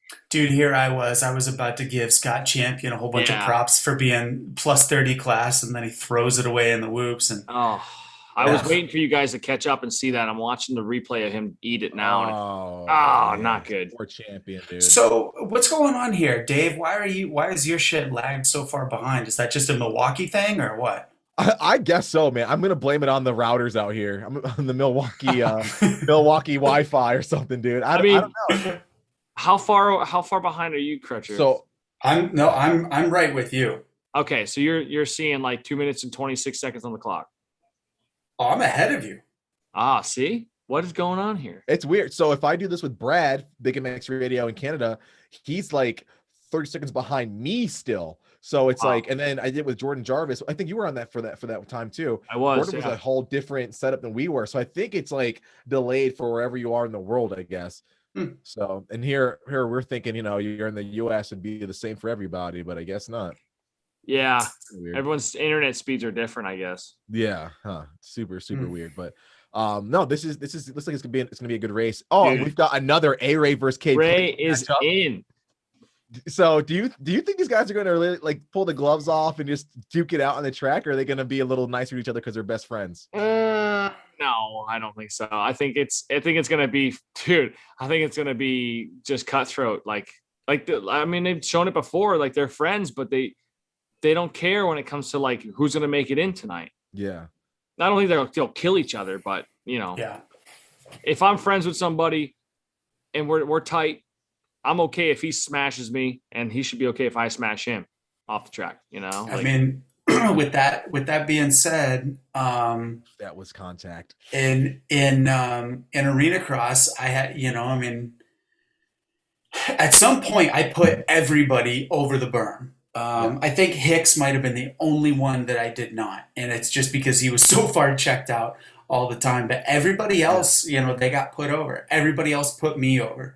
But then as soon as the races are over, and we're in staging, it's, oh, hey, what's up, dude? Like that kind of shit. Like it's all good. And I think that there is somewhat of an understanding here where these guys, it's like they're on the same, they all kind of, they're cut from the same cloth, is what I should say. Yeah.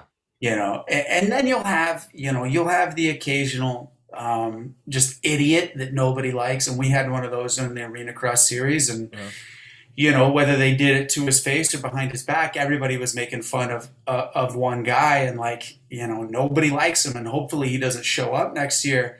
And I don't think that there's any of those guys out here. If there is, they've kind of worked themselves out. I don't know. I've heard that let's see, is Nick Schmidt 114 now? Yeah.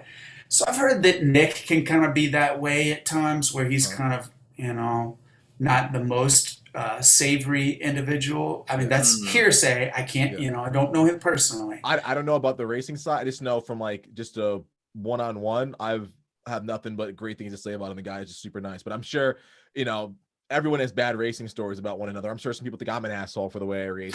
Wouldn't surprise me. Right. So, but no, I agree with what you're saying. Dude, is these whoops are making these guys look like the novice class? Yeah. So what is it? What is it with the whoops? Like what's the? That's a long set of whoops, man. Well, there's 16 of them. There are plenty of whoops. Yeah.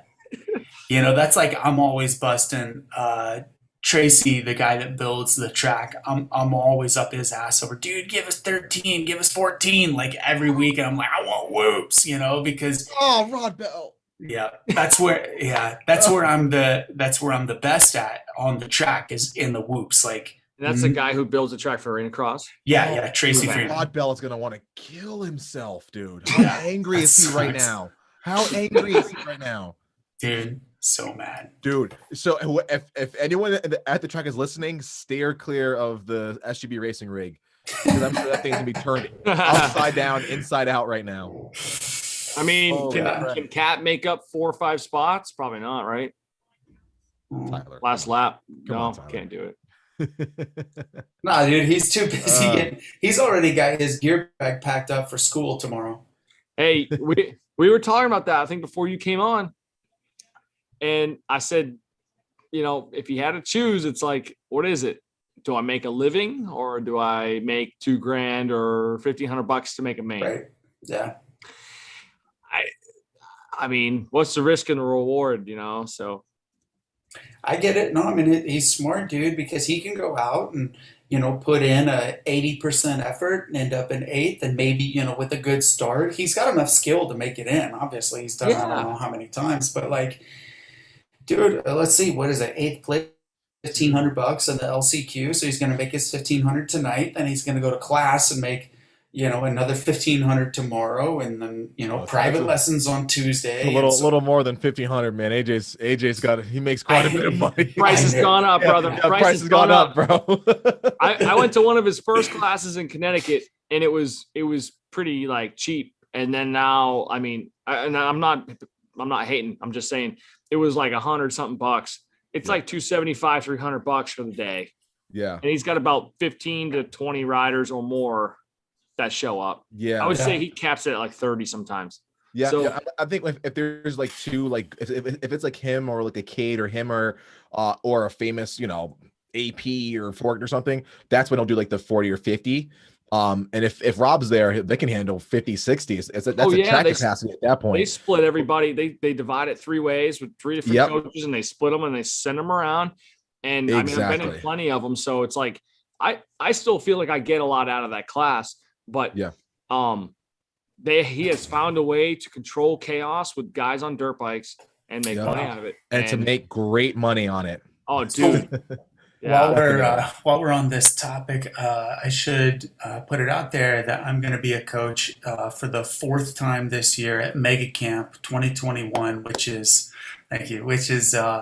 in Mays, Kansas, just outside of Wichita, at Bar to Bar, the feature track at Kansas, and it's assembled through Innovative MX, which is Scott Gebkin. Scott's been doing motocross schools. I don't want to say a number, let's say 5-ish years. And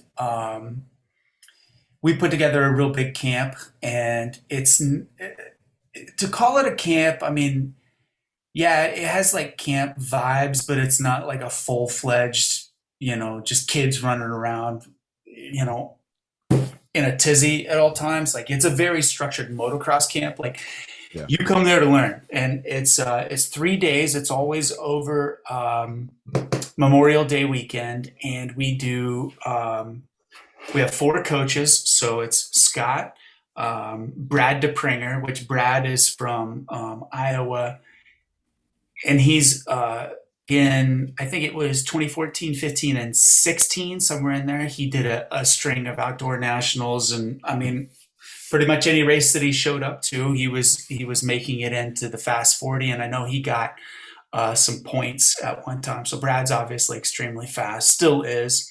Whenever he chooses to ride he'll show up for a plus 25 here and there. And then the 553 of Brent Rouse. Brent is he going to do the TCE program this year? Yep. We're doing it with him this year. Yeah. Great. So yeah, you've got Brent Rouse, which, I mean, Brent, not only is he a great coach, but just a very unique individual, and he's a good time to be around. And he's kind of silly, so he connects with the kids really well, but he can like turn it off and say the business. And then myself. So you've got 4 coaches that either have or have had their professional license, and 4 very distinctly different training styles. And it's cool because, as opposed to going to like an AJ class where it's like you learn the AJ way, okay, and this is not, I'm just using his as an arbitrary example. You go to an AJ class and you learn the AJ way. You come to Make a Camp and you're learning 4 different ways. And our goal is for each rider to pick up something from each coach. It's like, Ryan Hughes right now is kind of evolving his program more around keeping the feet on the pegs and sitting further back on the bike. And like, one of the hard things to do with that type of riding style is explaining when that's applicable. Because I can, like, Dave, I can go to you, and Tyler, I can go to you, and I can tell you, hey, here are the times when you need to do that, and you'll get it. But then the hard part is to work with like a mini bike rider or something like that hasn't rode a 4-stroke, that doesn't understand that that's the way, you have to ride those bikes. is like, Yeah. I can tell them that, and it may not click with them, but then we've got Brad that's got, that's telling them something else, of how to attack this part of the track. Yep. So it's really easy for these kids to kind of like, not necessarily pick and choose, but everybody's got a different coaching delivery style. Everybody has different techniques, and you can see the kids that'll pick up on what I say and then take it to the next section. And then I'll see like Brad is the coach at the station in front of me. Yep. I know Brad's riding style. I've raced him a lot. And so I know that whenever Brad's explaining something and then I see kids come over and they're doing stuff the way that Brad rides, well, then that allows me to build off of that, and say, hey, I know you're doing that thing right there. So now here's how you're going to apply it to this new part of the track. And like, it's a lot at the beginning because we start out with just the fundamentals of riding. And then we apply it onto the track. And then we have a bunch of fun, like riding games and stuff like that. But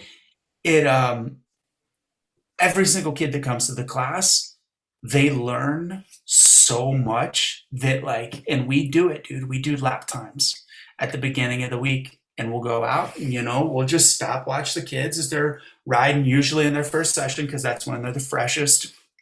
And then by the end of the week or the weekend, 3 days later at the last part of the weekend, we send them out and we hit them with the stopwatch again. And more times than not, I mean, a lot of kids are losing double digits off of their lap times, 9-10 seconds. Yeah. And like, that's awesome. It's really huge. And it's great because the proof is in the pudding. You can see it. Yeah. And it's like, that's one of the great things about that camp, about Mega Camp, is like, you're always going to get a return on the investment of what it costs. And I mean, I always encourage people to go to a motocross class, and like, this whole push with USMCA, I don't necessarily agree with it, but I understand that it's for like introductory people that are trying to find somebody as they get into the sport. Yeah. But for like, for me, okay, like I got on there and I looked up, all the USMCA coaches within 500 miles or whatever it is. And it's all well and good. But like, it doesn't, just because somebody's a USMCA coach doesn't mean that they're going to be able to tell me what to do, Yeah. And so it's good for like that introductory, people, but I also, people that are getting into moto, but I also don't want people to think that you have to use a USMCA coach whenever you're a racer, because that may not necessarily be the best thing for you. Yeah. Because there are like those 101 fundamentals, which are good to have. But dude, at the same exact time, if I had $1 for every time that some kid passed me doing everything wrong, I wouldn't have to, have a job. And so like, it's really hard for me to explain to people, try to build off of this and build your confidence, and then just get faster, level up every time. Yeah. But I mean, I'm not as like hardcore about technique as I once was. Yeah. No, that's interesting. I hear you. I think the USMCA thing is a good credential, right? So like, you have little Johnny who's 6 years old, and his mom and dad see that you're USMCA certified. Oh, great. So if little Johnny gets hurt, Tyler or Jeff or Dave can take care of him, or at least like understand like the basics of first aid if something is wrong. I don't think USMCA will ever be like, hey, this guy's solid and he's super, like, he's going to teach you everything you need to know about proper fundamentals. I think it's a good thing to have. Because I was debating it. I was looking at it and I'm sitting there going, looking on the internet. I'm like, do I do that? Do I do that? Do I do that? And I'm like, it wouldn't hurt. It's not going to hurt. It's not going to stop anything. Exactly. But you're right, though, where like, you got to be able to help somebody learn and build off of some sort of foundation, whether it's right and you're flat, like right with you're on the balls of your feet, or you're flat footed the entire time. Cause like, dude, Jeff, totally. I've had somebody beat me many times last year, and they're freaking duck footed, elbows in, just hammering down, and they're just gone. And I'm like, what is going on here? Like, okay, I need to step it up. but like they get tired eventually. But I think there's a mix of like, hey, take some focus on your fundamentals, and then, hey, don't be too crazy about it. You don't need to be a robot on the motorcycle. You know, you should move with the motorcycle is really what it comes down to. If you want to be like comfortable, I think and build confidence, I think you really need to just be like fluid on the bike. And to become fluid is confidence. Confidence would be fundamentals is what I think. But yeah. So you know how you guys know how Ryan Dungey rides and how he was like the most not flashy guy ever, just so solid. Yeah. So Ryan and I spent a lot of time training with Shannon Naide. And so like my, quote unquote graduating class was myself, Ryan, Teddy Mayer, Jimmy Albertson, and Trey Kennard. Those were, we were all like this, and Cody Gilmore also. And like all of those riders are not, excluding myself, are not known for super flashy style, Jimmy's has become more of a free rider now, but like, we all were like very fundamentally focused on like that core 101 of you have to do it this way. This is how you control the motorcycle. Yeah. Now, with that being said, that was pre 4-stroke. And so it's like, there is so much of those techniques that I've kind of had to throw out of the window because it doesn't work on a 4-stroke. And like, I'm kind of at the point now where like, and I was listening to the Gypsy Tales with Ryan Hughes, and he was talking about how it was, and he was talking about how like you have to ride these, especially the 450s, you have to ride them so differently. And like, I had kind of been like, I struggle with 450s straight up. I always have, and it's just, I'm never comfortable on them. And lately I felt decent, pretty good on it. And then I fucking broke my leg on one without even crashing. And it's like, what he was talking about, what Hughes was talking about is like, whenever you're on a 450 and you're charging super hard, just the bike is so heavy that it's going to buck and do weird shit if it's not like perfectly dialed in. And just thinking about, what I did whenever I broke my leg, dude, I was fucking ripping like straight up 2-stroke style. And it bit me in the ass because I made, I was ripping the bike like it was a 252 stroke. And I mean, like, I know this is going to sound stupid, but I laid the bike over too far. I caught my foot on the right and front on the inside of me. And that's something that like I've struggled with since 4-strokes has taken over the tracks. And so like, and like, dude, it's so much bike and like, they're so fast and I don't like, there's nothing about it. Like, I want to make the bike a bitch, not be the bitch on the bike. Yeah. You're not wrong, dude. I got on that 450 Yamaha and I was like, whoa. Dude, you got to respect them, man. Whoa. Yeah. And dude, I'm pretty hefty right now. I'm like, what, like 210 right now? I'm thick cutting weight. 3 C's. Don't worry, thick with 3 C's. I'm thinking my goal is 190, so hold me to it, guys. And dude, like literally, I'm on the 450. Mine is stock, mind you. And dude, I can't keep the front end down. I literally put my fat ass on the gas tank and just nice and easy in throttle, and the thing still wants to lift me up. It's insane. You definitely have to ride them differently. Going back in time to like my 05 KX125, dude, I could put that. I was 14. I could put the bike wherever I wanted to. You know what I mean? Like just the amount of work it takes to make things happen now, dude. It's man. Yeah, going back on Crutcher's right. Yeah, going back on Jeff's comment when I was listening to, so funny, right? I was listening to Ryan's podcast with Gypsy today while I was driving around, and one of the things that stuck with me was that he said he was talking to Tomac and said Tomac had said half the time in the race, I'm actually just trying to control the thing. Never mind race somebody. He said it's so fast. I'm just worried about like controlling the motorcycle rather than actually racing somebody next to me. Yeah. And it it really like stuck with me because I'm like, yeah, that makes sense. You got a very powerful 450 already, and then they probably throw stuff at it that makes it even faster, different engine characteristics, and this top level specimen of a man is sitting there going, yeah, I'm just trying to control the bike. It's like, Hey, let me tell you guys a little inside story. So whenever Kenny was on the RCH bikes, dude, he just could not get, and even in his championship year, or no, it was the year before he won the 450 title. Dude, he just could not get that bike figured out, couldn't get it figured out. And like they kept going round and round with Suzuki of like, mellow this thing out, let's chill this bike out. And so Suzuki wouldn't do it. They're like, no, like you have to have this motor because you have to get a start. And they were just like arguing with RCH and, the techs there. And they're like, no, like we build the motors. This is how we build them. Okay. Kenny's going to have to figure out how to ride it.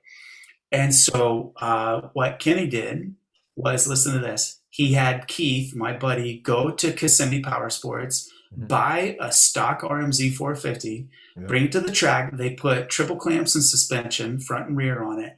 And he rode the stock bike. And he rode his full factory Suzuki and then his stock bike with suspension on it. Guess which one he was faster on? The stock bike. Dude, and like by over a second a lap. So how the fuck is it possible that like the archaic bike in motocross is better stock than mod? Yeah. And then like, Barsha, whenever he was on Yamahas, he wanted a stock bike and same exact thing happened with them. They're like, no, you got to have the bike to get the start. Then you'll figure it out. And like, he's way too aggressive on the throttle for that to happen. Oh yeah. Yeah. Yeah. Way like, too aggressive, dude. There are guys that talk to me about wanting to, mod out their 450. I'm like, why? Why, dude? Leave it totally stock.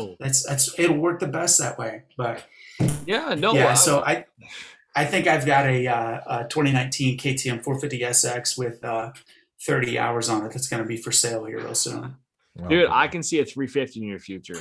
Yeah, dude. Okay. So my dad, listen, at Bar to Bar a couple weeks ago, my dad, he went and he's like, I got to say, Jeff, you're way more comfortable on the 250. Like, why do you think that is? And I was like, because I'm not fucking scared of the bike.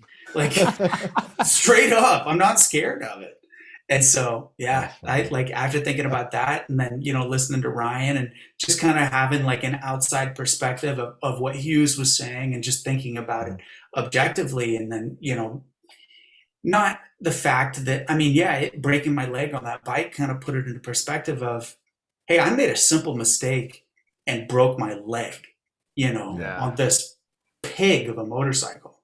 Maybe I don't need to ride the 450 Pro Class. Maybe I can stick to 250 and then ride plus 25 and plus 30 on 350 and, just enjoy the 250 class and, do it that way. So yeah, I think things are going to be a little bit different for me, moving forward, especially about the 450 Pro Class. It just, it's a lot of bike, bro. Yeah. So yeah, I rode a 350. I borrowed somebody's 350. I had like locally, Dave might know, RAP suspension. It's like a local guy out here. Yep. Does good work. This guy, the guy's bike was a pro license holder, KTM 350, 2016, still spring forks and everything. The guy's like, hey, do you need a bike for the weekend? I said, yeah, I need a bike. My bike's getting worked on. All right. Cool. Hey guys, I hate to interrupt you. Sorry, Tyler. I'm going to check out. Great talking with you guys. I'm going to go watch the main event and no worries. I'll catch up with you guys soon. Definitely, Crutcher. Thanks for tuning in, guys. Yep. Check out Crutcher's stuff. He's got some cool things in the works. Also check out his merch line. You're gonna absolutely love it. Crutcher, what's the name of it so we can all buy some cool swag? Rip and Ruts. You can go to racersartist.com. That's where I keep all my merch at. Yeah, check it out, guys. Take it easy, bro. Bye. Be good. Cool to have Crutcher on, man. Dude, the guy's so smart and well spoken that like I always have to like. Sometimes I'm humbled, you know what I mean? Like I have a perspective on something, and then his perspective just kind of like beats mine down, and I'm like, all right, dude, yeah, fair. But like what I was saying with that 350. Yep. I hopped on that 350, dude, and I dropped 5 seconds off of lap time, and it was crap. versus my 250, and I'm just like, okay, something's right here. Yep. You know what I mean? Like, Yep. Yep. I definitely think getting these bikes to be a little bit more tame and manageable is a big thing. Yeah. Dude. So, Oh no. total side note. What's that? Oh no, dude. Don't tell me. Don't. Okay, I'm gonna see it in a little bit, and I'm gonna be Oh, super bummed. I know. All right, let's something's see. not good. Let's see what happens. Come on, boys. Keep it on two wheels, Yeah. guys. Keep it on Oh, two. medical flags out. They're probably gonna red flag this thing. Oh no! Come They're gonna on. red flag this, dude. Yep, red flag. Oh no, dude. Yep. Who was that? So I don't know who was down holding his head or whatever, but they red flagged it right now, dude. They're already done. They're already calling it. Oh man, Pete, someone's down the whoops again. Holy crap, dude. So like, I was saying how like this track is good, but it is. I don't know if it's just dangerous. I don't get it. I don't know what it is. If people are going faster, which is causing more accidents. Oh yeah. So now they're showing a clip of McAdoo's mom and girlfriend, and they're like crying and they're freaking out. Oh, dude, honestly, like, I get it. I'm so sick of seeing these freaking like 250 racers chicks just like on the sideline. Can they stop showing them? Yeah, like there's Does that bother you? Is it just me that it bothers? It doesn't like bother me, but like when I know like McAdoo has been hurt and stuff, when you start bringing in like that personal aspect of like racing, we all get it. We all know it's like pretty gnarly. And like there's like with my girlfriend Ashley, like she doesn't like to see any kind of crash or incident. Yeah. So like I can't imagine she'd like be I don't know, dude. Like I don't like that. They don't need to show it on TV because most of the people watching, holy crap, they're re-showing this the is crash. real for us. Most of the people that ride and race understand fully the consequences of it. So like when they're zooming in on like the mom and the daughter or the mom and the girlfriend, they're like freaking out. It's like, dude, you don't need to show that. Like they already know it's a pretty gnarly sport, and like they're obviously their like senses are heightened. Oh, you see it now. So he kind of did what Moran's did last week, huh? Or sorry, on Tuesday when he I mean, McAdoo's on the gate. He's okay, but like, dude, it's such a gnarly sport, and I don't know if I've just become soft, but like, I don't need to see like the like, I don't know, like, I don't need to see people crying or upset over somebody's injury because I've experienced it myself.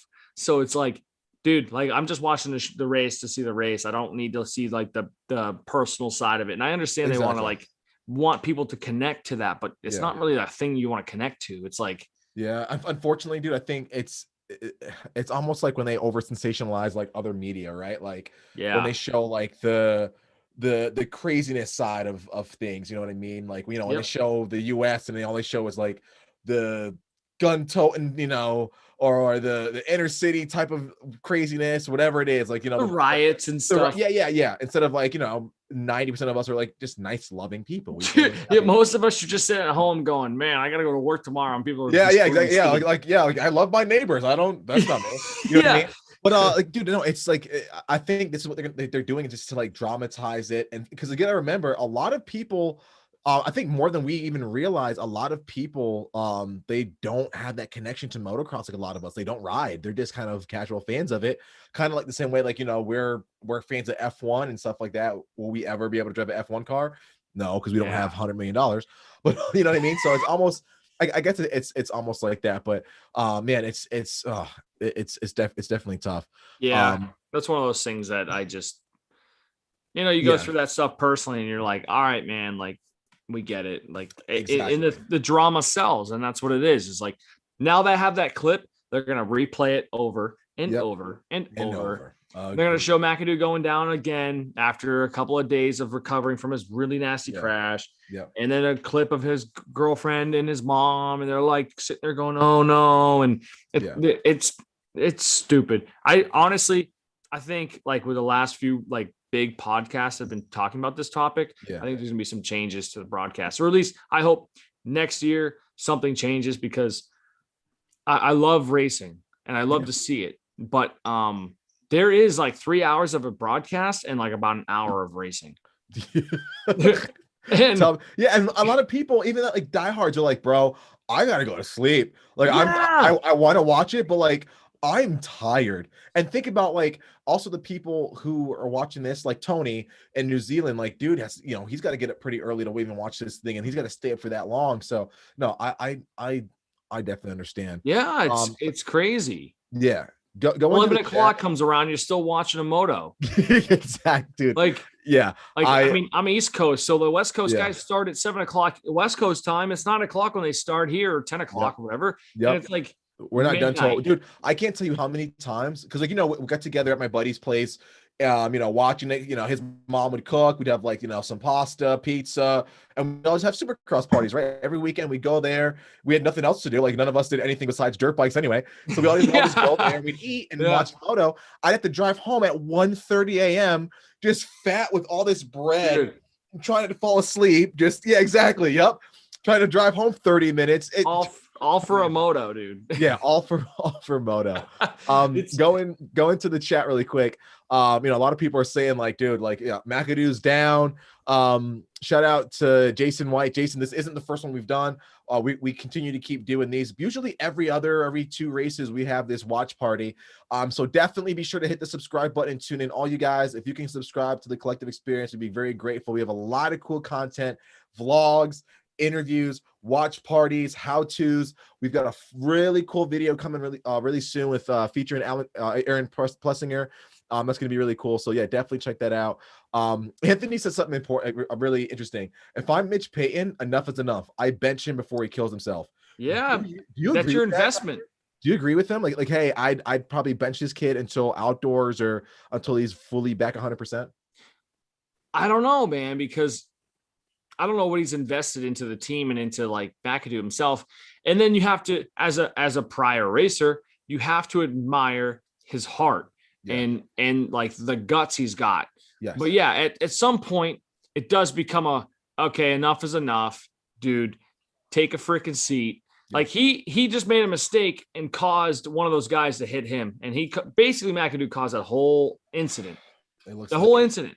And he's crashed every single time he's hit the track. I feel like goodness. And even like watching the replay, he gets super close to, is that Swole? And then he goes over and look, he hits him. That was clips him. Clips him, and then he hits a hay bale. And then 73 hits him, and he clips goes him. Off. So, at what point do you go, dude, Cam? We love you. Another race with a ripped jersey. Cam, we love you, dude. Take a moto off. Take the night off. Go get some sleep. Reset yourself, because you're not gonna. I mean, I admire it. He wants to win the championship, and it takes balls. But if he becomes a danger to others because of his past injury last Tuesday, you can't be hurting other people because of your lack of mental ability, you know? Exactly. That's so crap. I mean, Chris Bloss, man, the guy is veteran, 33 or whatever, just top 10 talent at his age. Dude went pro and 450s were carbureted.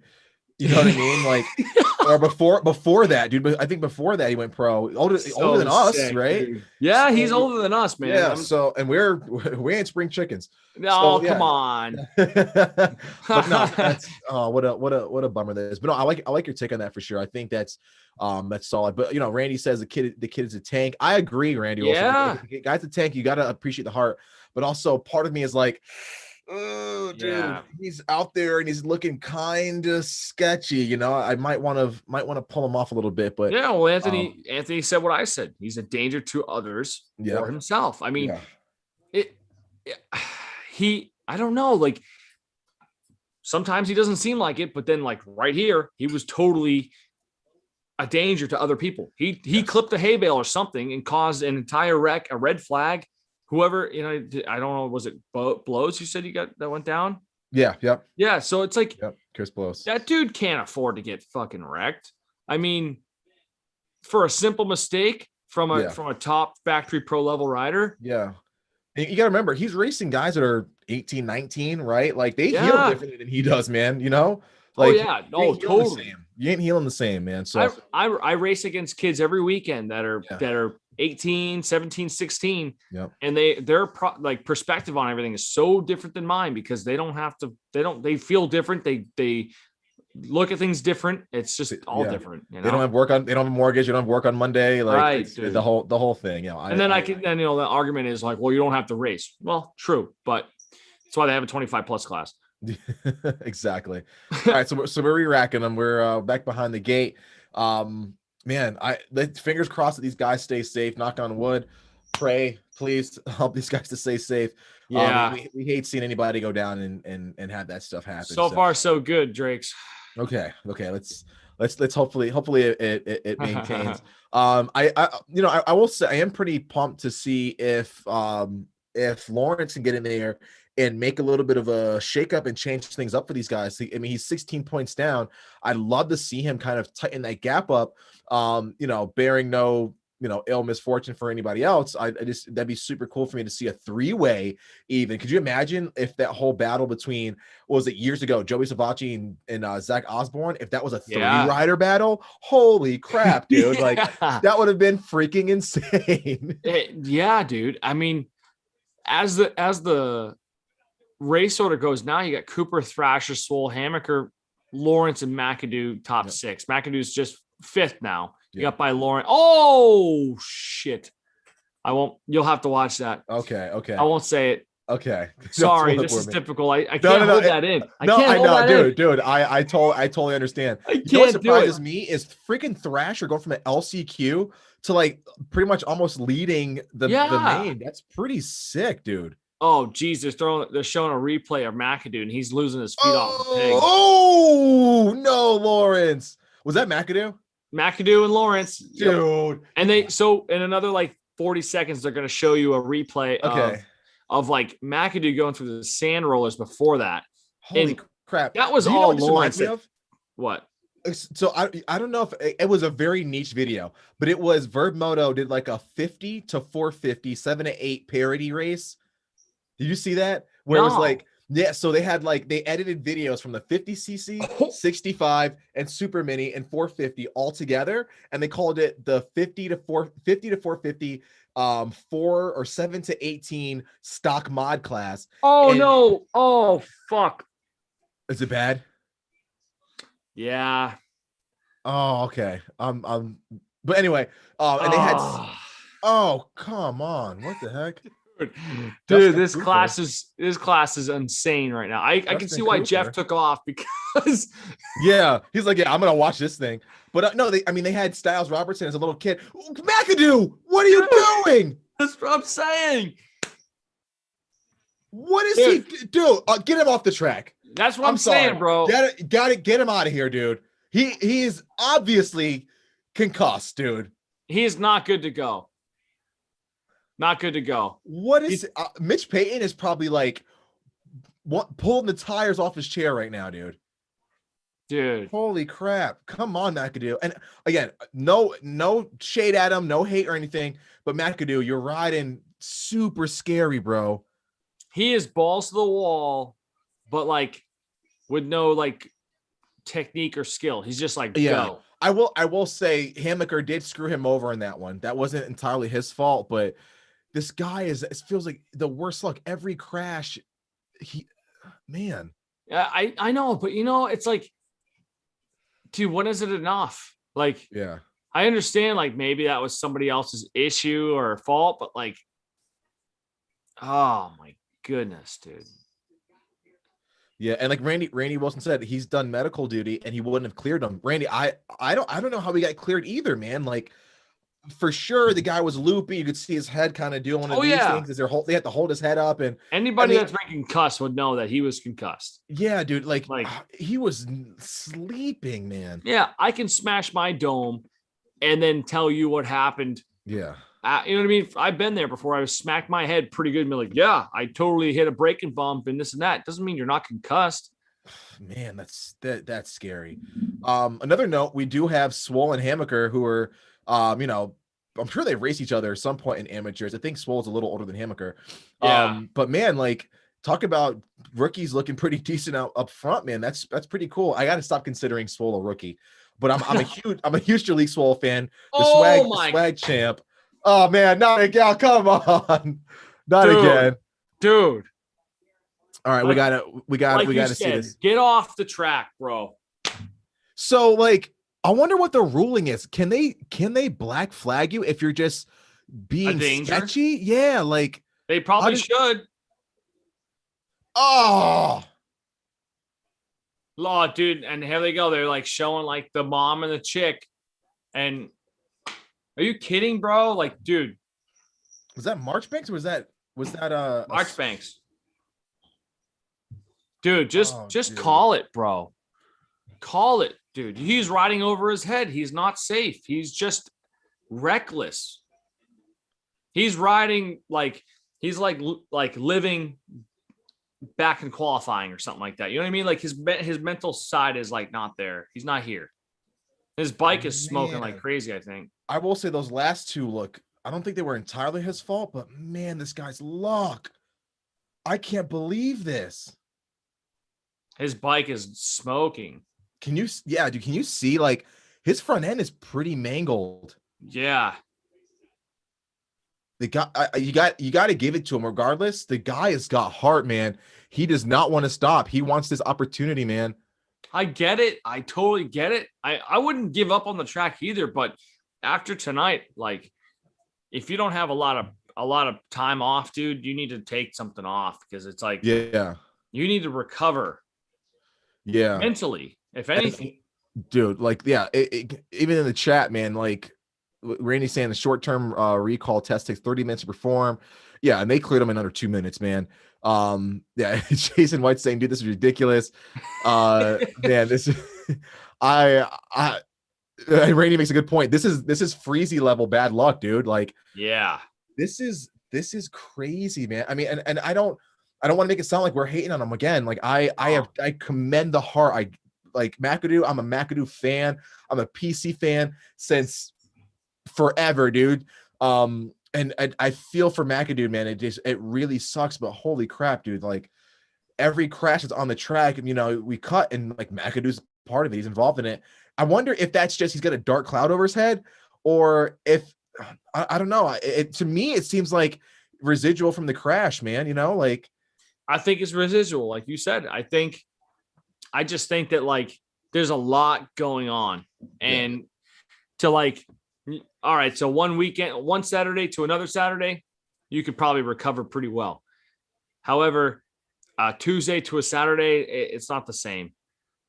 And I agree. That was a gnarly crash, dude. Yeah, I mean, that was not like, oh, I fell Marchbanks down and bruised my arm. It was like you should have died.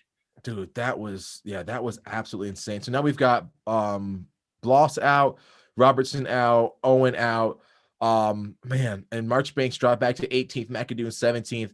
We got Thrasher out front. This is the second time that we've had Thrasher go from LCQ to leading a race. Now we don't want to call it before anything happens, knock on wood. Yeah, no, everything's good over here. This looks like he looks like a flat out rider. Now, when we went racing last year, Thrasher wasn't a name that people were talking about. We were talking about, you know, Young Ty, Masterpool, and no one really mentioned Thrasher. Thrasher wasn't even on the docket for, you know, a guy going pro, because he was riding for the TLD KTM squad. And then surprisingly, he made a switch to Yamaha, and a week later was racing for Yamaha, which to me, that's super fast. I commend him on how the talent it takes to go from an Austrian bike to a Yamaha and then to back up the same results you had. So to see a young kid out there who went from rookies to doing what he's doing right now and doing it so successfully, that's pretty freaking phenomenal, dude. That's freaking awesome. It's a lot of talent, and you know, to be able to back that up, like you said, with, you know, going from two different manufacturers, that's not an easy thing to do within a week. At all. You know, maybe he had some time on a Yamaha a little bit more than we think, but yeah, still, I mean, he's out here looking really good. Yeah, I mean, he just like I was saying before. I mean, he probably got a lot of confidence from winning the heat the other week or the other day. Yeah, you know what I mean? Like he can do it. He knows he can. So it's like, all right, make it work, make it happen. put the things together. Oh man. Jason White goes, on the bright side, Thrasher's winning.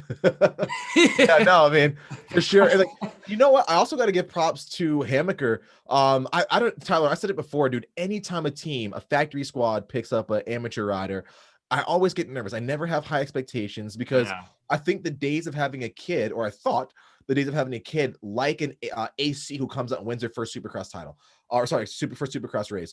Tomac winning his first race, Stewart getting second and then winning the second race.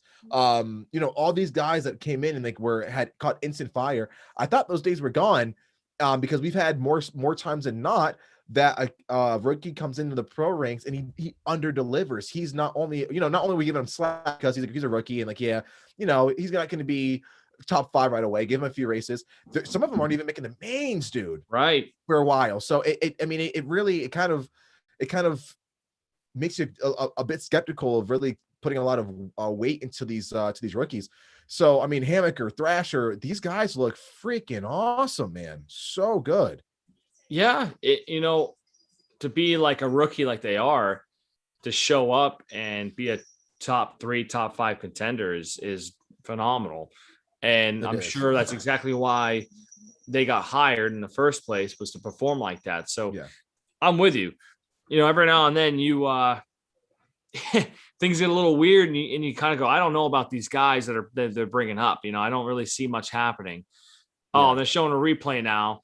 Marchbanks totally took out McAdoo. Yeah, it looked like that, man. He just totally just took him out, dude. Like, I wonder, was there bad blood between those guys, or is that just a mistake? You know, it looked like a mistake to me, but so he just ran into him. So he's trying to go on the inside. I don't think he expected McAdoo to cut down as hard. He didn't even really cut down, to be honest with you. No, he just went into the top of the berm. That was that was Marchbanks. Like I got upset, but like really Marchbanks, like. Yep. So I'll own that one. I take back my comment on about McAdoo, but I feel so bad, man. McAdoo is just having the worst luck, and I hear he's a really nice kid too. Yeah. From what I understand, he is. What happened to Hammaker's rear fender? Oh, I think that happened when McAdoo hit him in the whoops. I think it might have knocked him loose. What the heck? Yeah. Freestyle bike, dude. Yep, freestyle bike. I can tell you what, he's getting a back full of roosts, man. That's probably all in his helmet and his jersey. Yeah. And he's gonna need to get power washed off for sure. Good thing it's not Southwick, dude. Oh, right. Dude, but honestly, I bet you it's better that it's his rear fender, not his front fender. That screws you up when you don't see your front fender in front of you. How weird is it? It's like you're not even riding a dirt bike anymore. Exactly.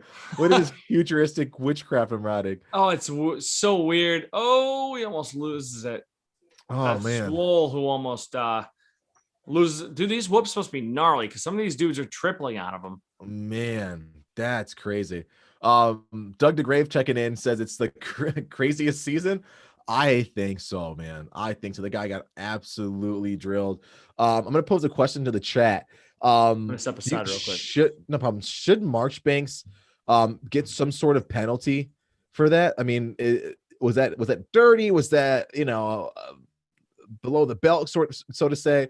What do you guys think about that? I personally, I think that's a little bit on the line, man. I don't think that's so much of a racing incident as it was, dude. You clearly beeline for that guy. If you didn't hit the brakes, I get it.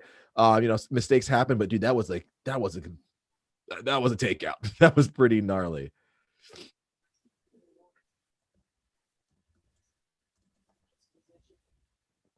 That was crazy.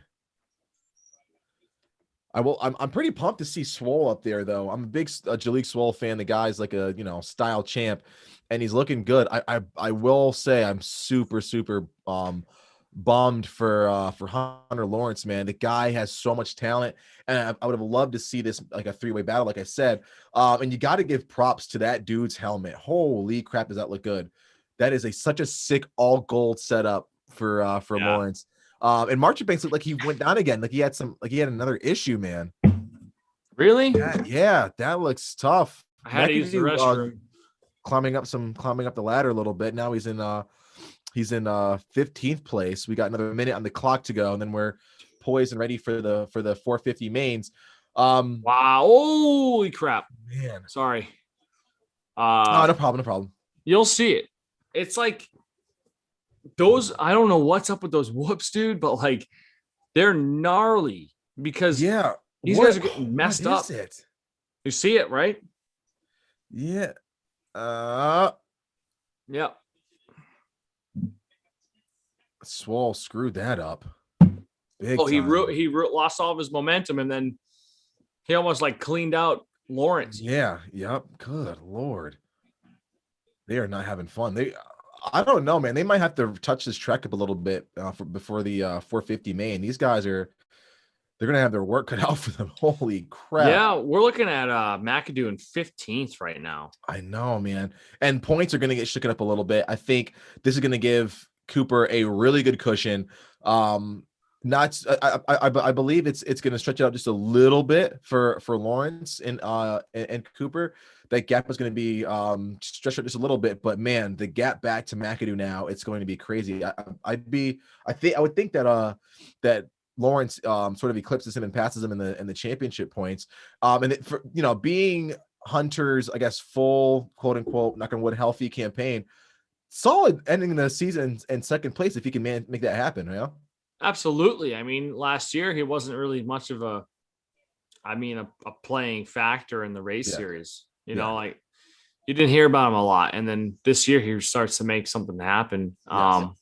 A lot of people will try to say that he was living in the shadow of his brother, this and that. But I just think like it took a little bit of time for him to get acclimated to the team where he's working. Yep. Well, not working, but riding, racing, practicing.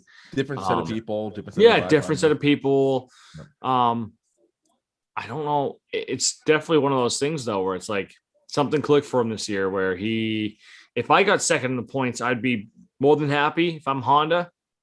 Like given, I don't know the perspective of like what they dump in for money, but it's like, I'd be happy. Hey, good job. Like, thank you for performing this year and putting yourself out there. Next year, it's yours. Exactly. That kind of thing. You don't want to beat somebody up over that. You just, hey, that's great. Thank you. Yep. Exactly. Jalek Swall pulling out a big rhythm in the middle right after the whoops. That was pretty gnarly. I didn't think anyone would go. I think it was a quad over table. Super solid. I think it allowed him just to get a little bit more of a breathing room between him and Peters. And shout out to Peters, man. He's another guy that many people don't talk about. The guy is, again, very, very solid, and he consistently puts in those top 10, top 7 rides. I kind of think of him as like almost like a Chiz of the 250 class. You know what I mean? Yeah. He's always solidly there, always top 10. He's always going to qualify generally. Yep. Super nice guy, man. Does everything on his own, basically. I mean, he's with the Phoenix Honda, so they help him out. But I mean, he did that whole arena cross series, like Crutcher was saying, and he did it. He did it because he was starting to basically sweep the whole thing. I think he won every single moto. Yeah. So it's pretty impressive. And what's really impressive to me is that Thrasher's 6 seconds ahead of Cooper right now. Yeah, dude. I mean, coming from the LCQ, not only is that mentally taxing, dude, you're putting in a whole extra moto. Like, you got to be so fatigued and tired, and to come out here and push the entire time. Man, think about how good this kid is going to be next year. He's got 2 wins under his belt. Unbelievable. Supercross. And these aren't just wins, they're convincing wins over fast dudes. And like, look at him, dude. The guy looks like a freaking stud right now. Like, it's like he's been doing it for a year. Yeah, just putting in practice laps. It looks like, man. Like, holy crap, how awesome is that? It's crazy. I mean, I don't know. I'm guessing Cooper kind of said, "All right, I'm gonna chill. He can take the win. I'm gonna chill because I'm in a good spot. I have championship points." Yep. Thinking about the title. Here, dude, you'll see it. Freaking Thrasher's just destroying his rear tire. I don't blame him, dude. I would do the same thing. It looks like he's running a paddle tire, dude. A lot of people are saying that this dirt, it doesn't really look soft, but once you get it churned up, she breaks down decently.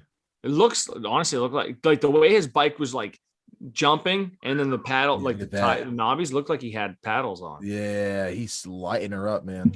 Lighting it up, dude. Oh, jeez. I would not do that. I wouldn't want. I know, wouldn't want to ruin my sweet Max's tires, dude. Right, like who's your tires for me? Like I'm like, no, we're not burning them Yeah, out. Like, we're not burning them. They're hard to come by.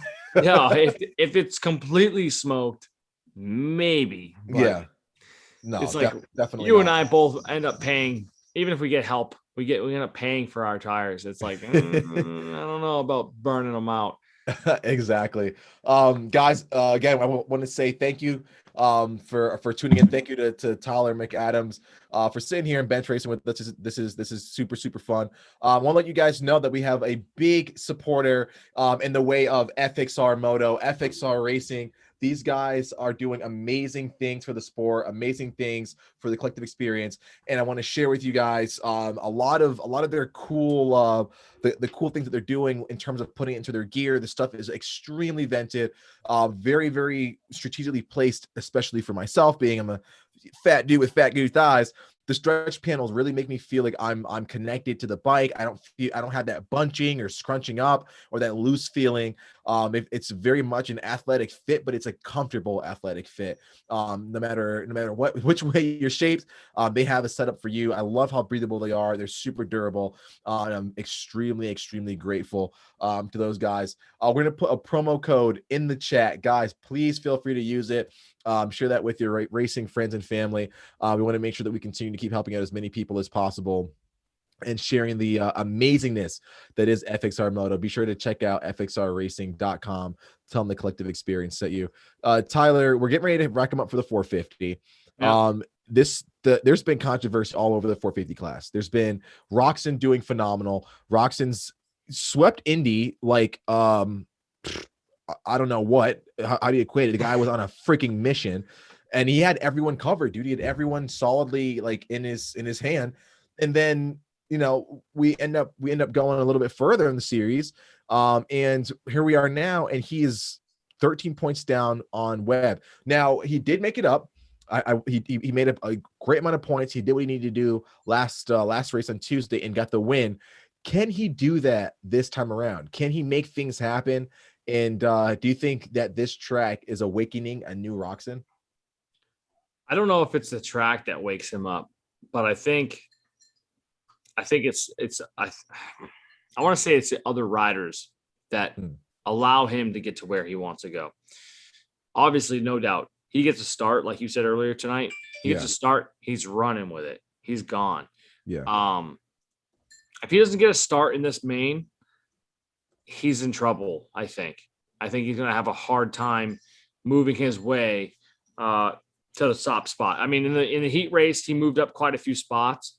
He didn't get a great start. I think he started out at 8th in the first lap. Yeah. And he moved up to like 4th or something like that, 4th or 3rd. Yeah. I love Roczen.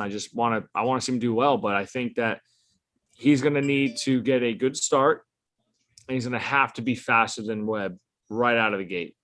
Like every time he seems to do well, he seems to get a good start and checks out from everybody early.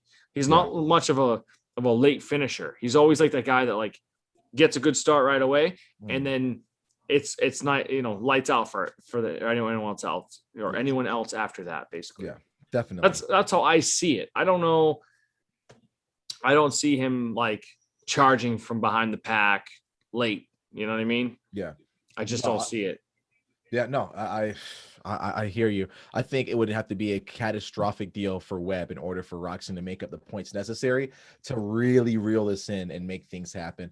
I forget who it was. I just saw it in the chat. I think it was Randy made a prediction that Mookie's going to be in the podium tonight. How cool of an upset! I won't say upset, but how cool of a happening would that be to see Mookie get his first 450 main event podium tonight? Say that one more time, Dave. No, how cool would that be to see Mookie get a 450 podium tonight? Oh, I would be so stoked for him. Yeah. I really like him. He's Blue Crew. I'm Blue Crew. Okay. But like Mookie to me is like, he might not be the flashiest dude, but he's there consistently. Yeah. Top 5 to top 8. I mean, he's consistently there. Yeah. Especially being like a steward. People are like, oh, well, he's a steward. He should be like James. And it's like, luckily he doesn't, I don't think he like lives behind his brother's shadow. Yeah. I think he's like, no, I'm Malcolm. Like, this is who I am. I'm a totally different dude. Like, obviously he knows his brother's legacy, but I just like that he's consistent, because consistency can win championships if you're up there. So I think he's on a good bike. I predict that next year he's on a Yamaha again. Yep. I don't think that Yamaha would go, hey, Mookie, sorry, we're done. We're not going to have, like, how do you do that to somebody who's been getting like a top 5 every weekend? He's basically, I want to say the best 450 Yami guy we have, at least most consistent. I know AP did have, some pretty great rides as of late. I'm saying more in a if you're looking at a consistency base, I feel like Mookie has been a lot more consistent, and that's definitely what that group needs. Just got done hearing Thrasher on the podium. I like Thrasher, guys, super cool, but God, are his interviews boring, man.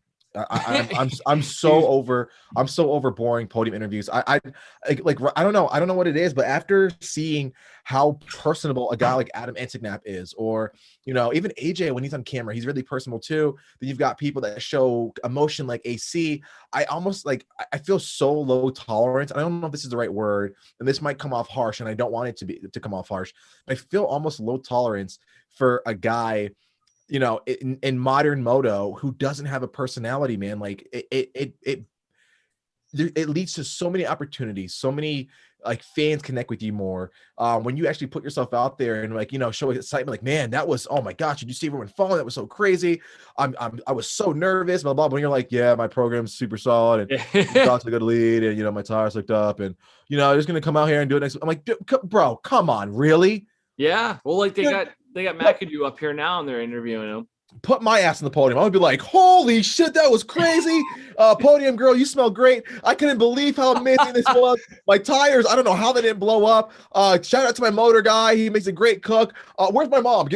My mom's right here somewhere. Dude, seriously, I would lose my mind, man. I would absolutely lose my mind. Oh, dude. And honestly, that's what I think everybody needs is less robot talk and more personable stuff. Definitely. I could totally relate to your speech right there. I could totally relate. Holy shit, what a freaking main that was. That was insane. Yeah, or right? Whatever. Obviously they have to represent a brand, and a brand might say, hey, look, we want you to be like this, and they'll go with it. But I think that needs to break away. I think honestly, if they restructured this whole thing, you could have hell yeah, dude, give me a beer. I'm going to celebrate. And they hand them a Coors Light. Yeah. You know what I mean? That's the general, I feel like the general public that watches this stuff, dude. Yeah. They go out, ride dirt bikes for fun and have a beer, or it doesn't even have to be beer, but it's just take it professionally and be serious. But on the podium, dude, have some fun. Yeah. Yeah. You just won or you just got third. Let's go, dude. I'd like to thank this and that, and this and that. Blah, blah. Well, next week we'll come back again, do it again. Blah, blah, blah. All right, thanks. It's bro, I would be absolutely freaking ecstatic. And now we've got 20-point gap between Justin Cooper in first, Hunter Lawrence in second, and then 22 back. It's McAdoo. So McAdoo could still lock in that second place, but man, it's going to be really tough to stop a guy like Cooper, who we talked about at the beginning of the watch party. Is this the guy who's on a mission? I don't think he's going to falter very easily. This looks too composed and too good. Dude, just such a bummer for McAdoo, man. I feel for him. He seems like such a nice kid, or whatever he got. Dude, he's got heart, man. You can't say he doesn't have heart. Right. So look at this. So Webb and Roczen are parked next to each other. Yeah. Oh, interesting. That's going to be good. Lined up next to each other. That's cool. Speaking of cool, we've got another cool venture that the TCE has been a part of, and that is Speed and Sport Adventure.com. Those guys are doing really cool things with adventure riding and treating you like an ultimate VIP. You get a chance to really live it up and go ride and bench race with some of racing's biggest champions and stars, such as Grant Langston, Destry Abbott, Guy Cooper. We've got a ride coming up, the Legends ride in Salt Lake, in Park City, City, Utah, which if you guys have been there, you know it's the most scenic, beautiful place probably in the country. And you get a chance to stay at this really palatial estate, get treated like an ultimate VIP, get top-notch meals, top-notch camaraderie, and be able to ride some of the most badass dual sports out there. Check it out, speedandsportadventures.com. Let them know the Collective Experience sent you. Get signed up for yourself and have a once-in-a-lifetime experience that you will never forget. Looks Tyler, badass, dude. It's super badass. I was just gonna ask you, if there's one race, I know it's very, very tough to get to races this year. If this one race that you wish you could have gone to this year in the circuit, or want to go to, because we still have 2 more to go, what would it have been this year? You won't agree with me, but Daytona. Dude, the track is so good, and like being on the historic Daytona Speedway is so cool. I agree, and you've been there before, right? Just once last year, right before COVID, buddy. Right before it. And yep. So did I go this year? Yeah, I went this year. Yeah. I will say, this year was fun. I think I figured out the good thing, like the good way to do it is I flew into Orlando and stayed in Orlando, got a cheap rental, and just drove in. It's like 50 minutes. It's not long at all. And did it that way. I think I enjoyed it so much more. I'm not a fan of Daytona Beach. I don't know. It's dirty. It's dirty, bro. It's a different crowd. It's a crowd that you just don't fit in. You don't fit in. Like, dude, I'm walking around. I'm like, I don't want to get my shoes dirty. Oh my God. Like, I will tell you, like, when we do, like, go get something to eat, it is cool walking downtown. I will say, I do it at least once just to kind of see like the biker scene. That's kind of cool to me. The biker scene, but the griminess of like the actual physical tangibles, like the seats and the chairs and the I got it. No, I'm with you, dude. That place needs some updating for sure. 100%. Like having been in Razzles, that place needs a little bit of help, dude. Razzles needs Simple Green everywhere. Razzles needs a fire hose full of Simple Green and a good Brillo pad. The things I have seen go down at Razzles, oh my gosh. Oh, dude. How are the cops not here right now? They're like, no, there are no cops. All right. It's like my first time walking in that place, it was like walking on sponges. Yeah, right. It was like, why is the carpet soft and squishy? Yeah, thank you. The carpet was squishy and like sticky and like, oh, dude. I'm like, it's okay. Forget about it. We're here for a good time. Like, don't worry about it. We need a Razzles like vlog just to show people. Dude, if you've never experienced Razzles and you're watching this like live or you're watching it after, if you have a chance to just at least go in there and take a look at it, cool. But I think I'd recommend you just like go in and walk away because I spent like 6 hours in there one time. We got there at like 10 o'clock and we were there till like 4 in the morning. Gosh, yeah. And it's too much time. It's gnarly, man. I like pretty chicks there, man. They're pretty, but they will get you, man. That's how they get you. It's just that, dude. Like when I went, all of New England went down there. Okay. Yeah. And it was like a New England reunion. It was cool, but it was like some dudes. Like I've never seen some of these dudes do anything like that, and like some dudes were doing some stuff. Saying. It was like, I'm like, who's that chick, and why is her shirt like not on her? Like, why is it over there? And I'm like, you fucking chill out. Yeah. I'm like, I'm out, dude. I'm out. And then my buddies were like, no, man, we're staying. I'm like, I'm out. I'm go. out. I'll be at the pizza place. But I just love the historic Daytona Speedway. Yes. I've never been. Yep. There's so much history and racing and heritage there. So standing on the actual track, you're like looking down and you're like, whoa, this is really, really cool. It's one of those tracks where it's like I want to go to every year just to experience in that, Yes, agreed. I would even like to go to Atlanta Motor Speedway. That would be really cool. I will. I liked it, man. It was actually cool. So when I was there Saturday for the race, obviously, and then Tuesday for the AP thing, the AP shoot. And we actually, I didn't know this, but I got a Kimpton hotel. I like nice hotels. Oh yeah. Always gonna stay in nice places. And I booked a hotel. It's like 2 Porsche drive, and I was like, huh, that sounds kind of weird. I didn't know they had roads named Porsche. So when I get there, I saw a humongous Porsche building, and then right behind it was like this road course, and they had Porsche branding all over the Kimpton hotel with the Porsche out front. And we found out that we were like 20 minutes from the track, 2 minutes from the airport. So like super close. And whenever you buy like a really nice Porsche, say you want a Porsche for like 300K and you want to test it out and see what they can do for you in terms of a custom package, they fly you down there. They have you stay at the hotel we were staying at, which I had no idea. And right across the street, you would go and meet with the team, and they would set the car up for your liking, and you could test it and do a whole day of experiencing, and then they would drop ship you your vehicle. So when we went there, I'm like, why is there Porsche everything? And they're giving you free bottles of water. And they're like, sir, how may I help you, sir? And it's like, we picked the right hotel. And then you get inside the room, and it's like, Porsche wheels on the wall and all this cool, like vintage photos of like Porsche racing. And like, dude, the first time, cause I don't sleep, dude. I've got full-time gig. Then I got the collected. I'm never sleeping. I slept so hard, the most comfortable beds. I slept so hard. I woke up at 3 a.m, no idea where I was. Whoa. Literally woke up and I'm like, where am I, Mom? You know what I mean? Literally like reverted back to like middle school. And then after a minute of panicking, I was like, oh my God, I'm okay. We're in Atlanta. I'm in a hotel.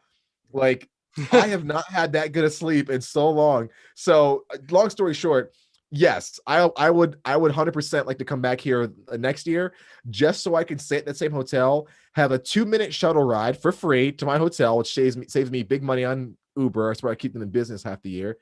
And then being so close to the track, I can just like, catch a ride for somebody close by. Yeah. And dude, it was awesome. It was I bet you can get yourself like a track experience too. I wonder if you could hit up the track and be like, hey, like, what, I'm sure they offer some sort of like package where you stay in our hotel where you can rent out the Porsche 911 GT3 RS for $300. Yeah. Okay. You get 5 laps. Okay. Like whatever. I think you could. We didn't look into it because the next day we were at a race and then the shoot or whatever. But no, I think you really could.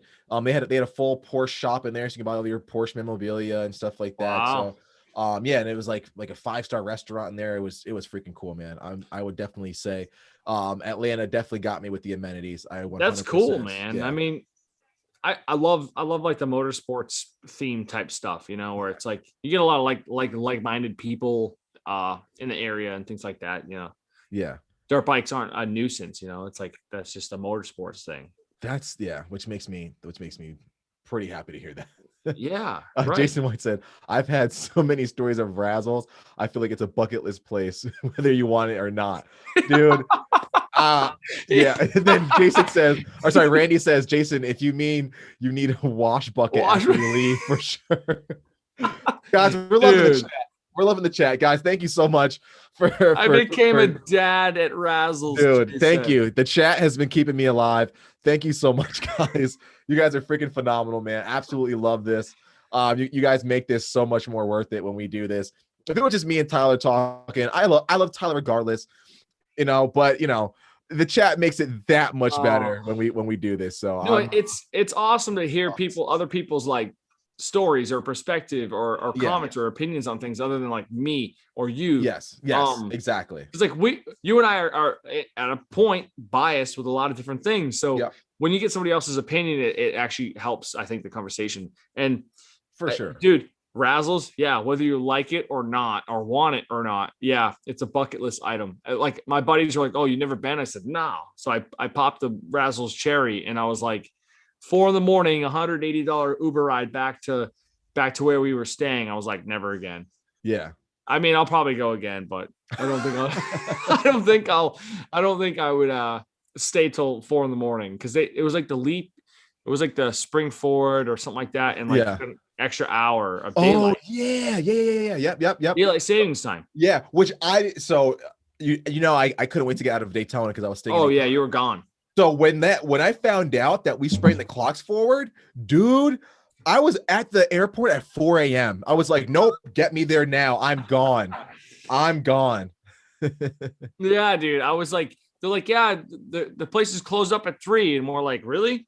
And like, it's like 3:30 now. They're like, oh yeah, no, it's daylight savings time, so they're gonna keep it open until 4. And I'm like,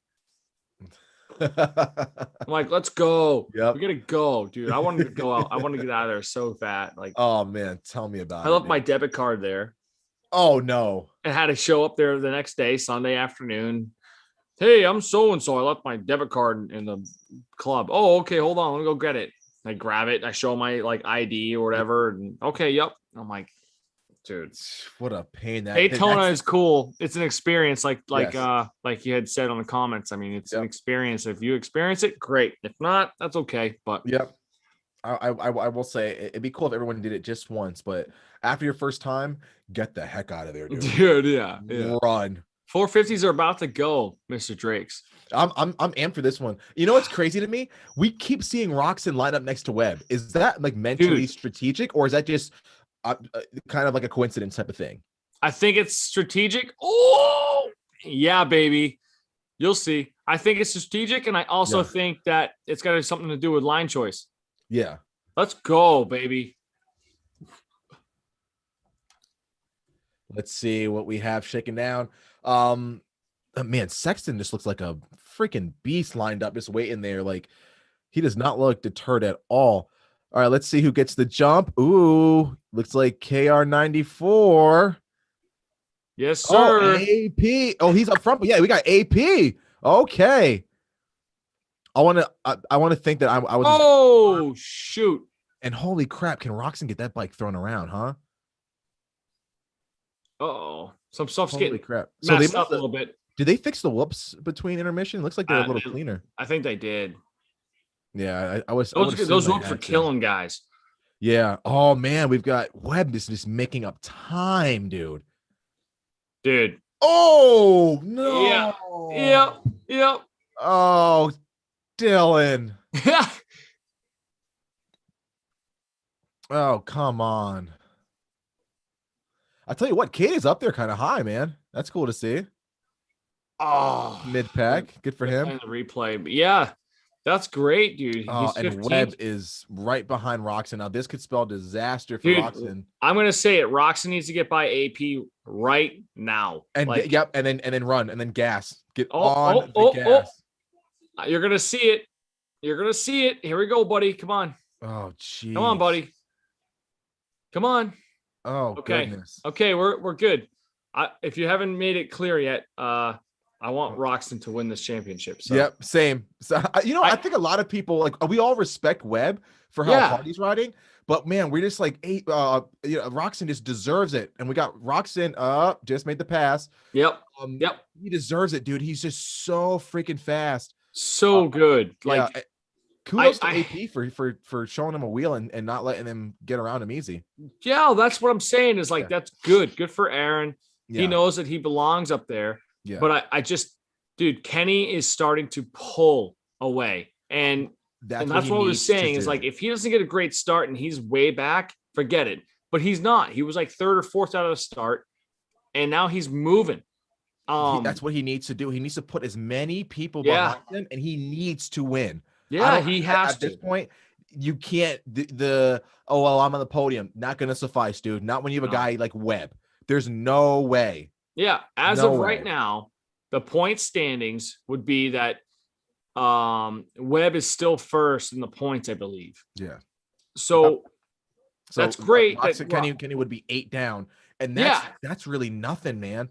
No, that's a race. That's one race. You know what I mean? You can make up 8 points in one. Yeah, definitely one race. Especially if we saw what happened to Webb last year. If that repeats itself, man, we have a whole different rock up. The momentum swings in a whole different way now. And I wonder if this messes with Webb's mental psyche. You know, I wonder if because Webb was like messing with him, and everyone's like, "Oh, Webb's living in Roczen's head rent free, this and that." It's like, yeah, all right. What Roczen's just having a couple of bad rounds, but it's like, why don't count them out? I mean, they had a 2-week break, everyone Yeah. probably got to step away from their dirt bikes for a little bit. Yep. That does a lot for a rider. Exactly. Oh, and don't forget, we've got Barsha who looks like he's feeling really good in that gas. So he could play a spoiler too. If he starts battling a little bit with Webb and becomes like a little bit of the fly in his ointment, man, that could help out Kenny even more. Put another little, couple point cushion between the two of those guys. Oh yeah, absolutely. I mean, I'm a little ahead of you now, but Barsha looks very fast. Yes. They're starting to focus on Barsha right now on the broadcast, and a little bit of Eli Tomac.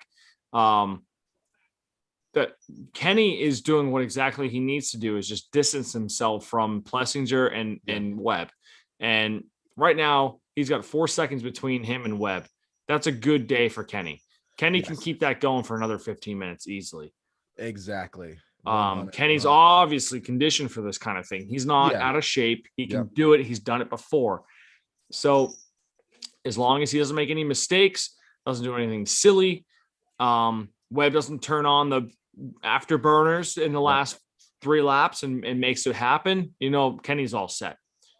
I think that so too. This race right here could totally set up the next 2 or 3 races that they'll have at Salt Lake City. That would mean the championship for Roczen right now. I agree with you 150%. Looking at Barsha, I couldn't help but notice a green stalker behind him, and that's going to be Eli Tomac, just lurking in the background. Yeah. And if it's one thing that we know Tomac likes, it's these long, outdoorsy kind of style tracks. Now, this is definitely a Supercross layout, but just the sheer broken down nature of the transitions, of the whoops, of some of the corners, that kind of lends itself to Tomac's sort of skill set. So we can't count him out either, can we, Tyler? He's not. No. Yeah, he's not a slouch. No, he's starting to close in the gap with Barsha. Barsha's making a couple small mistakes here and there, nothing crazy, but just like, rhythm stuff.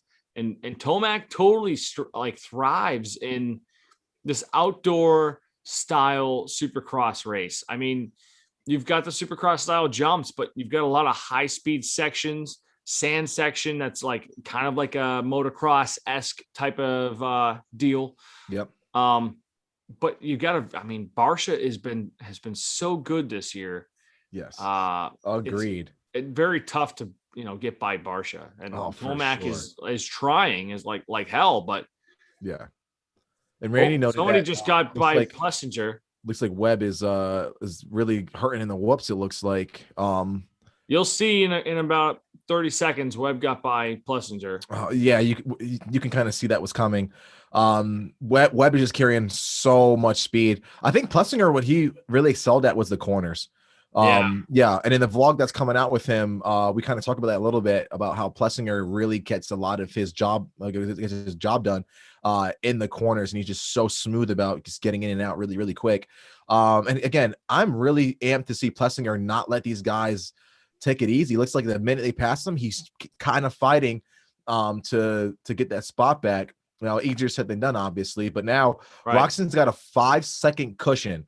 We've seen Webb kind of surmount a little bit more than that and still get a decent gap. So let's see if Plessinger can keep him honest, if Barsha can kind of come up there, or Tomac for that matter, since he got around Barsha, and play a little bit of a spoiler in Webb's championship hopes. Yeah, Tomac is definitely on a mission here, and we've seen him in the past come from behind way farther than where he is now and win. So I wouldn't count him out, but he has definitely got some time between him and Plessinger and Webb. But what I like what I'm seeing, where Webb is moving through, and he's he's messing these whoops up big time before that table. He's jumping a couple of them and rolling through a couple of them. I just don't want to see him anywhere near Roczen, to be honest with you. I know, man. I know, and I don't want to play favorites, but that's what it is, dude. I like Roczen. I don't have to hide it. I like Webb. I respect him as a racer. Yeah. I would like to see Roczen run away with it. I just would. I think a I lot of agree. people else like would too. So, I mean, 100%. Man, look at how chewed up these whoops yeah, they're are. terrible. Oh, Plessinger's not giving up any space between him and Webb. He's not like, oh, you got by me. I'm just gonna like sit here. Like he's like, no, I'm not gonna let that happen. We're gonna race. yeah, he looks hungry. But He looks like he's sick of being like a best of the rest in people's eyes. I think he's yeah. ready to kind of assert himself. Well, Kenny's 7 seconds away from Webb right now.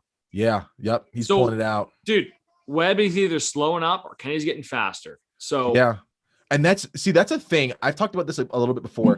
What I like about Kenny's riding is those little checkup areas where it might be like a tight 180 or a really technical, set into the whoops, or the way you got to articulate your bike just to get the rear wheels down, just to make this one tight inside rut, and then to, he's really good at that. And if you string those together, you keep getting 2/10, 1/10, yeah, 3/10, 2/10 here. That's a almost a second a lap. Multiply that times the main event. Dude, there's your great cushion right there. There's your gap. You know what I mean? So yeah. no, I think Kenny's really good at this. I really doing that, and I really hope, again, knock on wood, I hope that he can make it happen tonight, and at least, if for nothing else, give us a tighter battle going into the Salt Lake rounds. That would be like so good. It'd be a treat for everyone in attendance, and I'm sure it would make, if he were to win the title, it'd make it that much sweeter for him. Oh yeah, absolutely. And Kenny's always been a very technical rider in my eyes. He's always been very technical. His like foundational fundamentals are very good. Yeah. Just watching him, he always seems to be like very like tight. Like he's just not tight in the sense of like bad, just tight as in everything's dialed in. Yes. He's focused. He's riding in the now. He's not riding yesterday. He's not in, the future. He's just right here, right now. Obviously he's had some races where he hasn't been like that, but lately he's been solid. Like he looks comfortable. Right now I'm watching him and it's just like, yeah, I'm just out for a stroll. The practice track, like we're just riding. Exactly. And I think that's what he needs to excel. Yeah. Because if you watch some of his other races where he gets like drop, I've seen him drop back like 3 or 4 positions. It's like, he's not there. Yeah. He's thinking about something else. He's thinking about the guy behind him. It's got to be something, Yeah. But he's dusting Plessinger, Webb, Tomac. He's up to 9 seconds over Webb right now. Yeah. 9 seconds, dude. Did you see Roczen skip through that section before the finish? Yeah. Yeah. Oh my gosh, that guy looks so good. Dude, that's what I'm saying. It's like he's dancing. He's just kind of dancing on there. He's not even worried about any of it. It's just a day at the test track. I wonder what the difference is. Like, did he find a setting on the bike? What was the change between what we're seeing now and a few races ago? I don't think it's a bike change. I think it's mental, to be honest with you. I think they find a pretty good setting, and that setting kind of goes with them from like racetrack to racetrack. Yeah. But I really think that it's a mental thing. I think whether it's him like sitting down in that 2-week break and going, okay, here's what I got to do. I'm this far behind. Yeah. He was this much better than me. Like maybe he doesn't even think about the races at all. And he's just going, hey, here's my son, Griffin. Like we're just going to hang out. And we're going to have some fun. Yeah. That honestly, that could be the whole thing to this. Exactly. He could just go, whatever. Like whatever. I'm not even going to worry about it. Yeah. I mean, there's so many different things, but I personally think it's mental. I don't think it's a bike change or anything like that, because to be able to go 12 seconds ahead of Webb right now, it just keeps going and going and going. Either he's getting faster and faster, or, oh boy, Wilson and Ferrandis are dicing it out. Boy. It's good racing, but I just think it's mental. It's just to end my thought. I really think it's mental. I don't think that a bike change is going to make him be able to go 11 seconds faster than Webb. Yeah. After a couple weekends ago, he was getting smoked by Webb. Yeah. I think that break did him a lot of good. Yeah. I would honestly think he probably let's just say he got maybe 3 rides during that 2-week break. Yeah. If you got on the bike 3 times, good. I think train less. Train less. Yeah. Don't focus so much on that stuff. Mhm. Try to separate yourself a little bit from it. And then you reignite yourself with that racing and the training. Yes. And you make big changes. I mean, it could do a lot for you. A lot of times you try to force something on yourself and it doesn't work. And then when you don't think about it as hard and don't force it, it works. I agree with you. Whatever he's doing, I want him to keep it up because it's making this championship hunt that much cooler.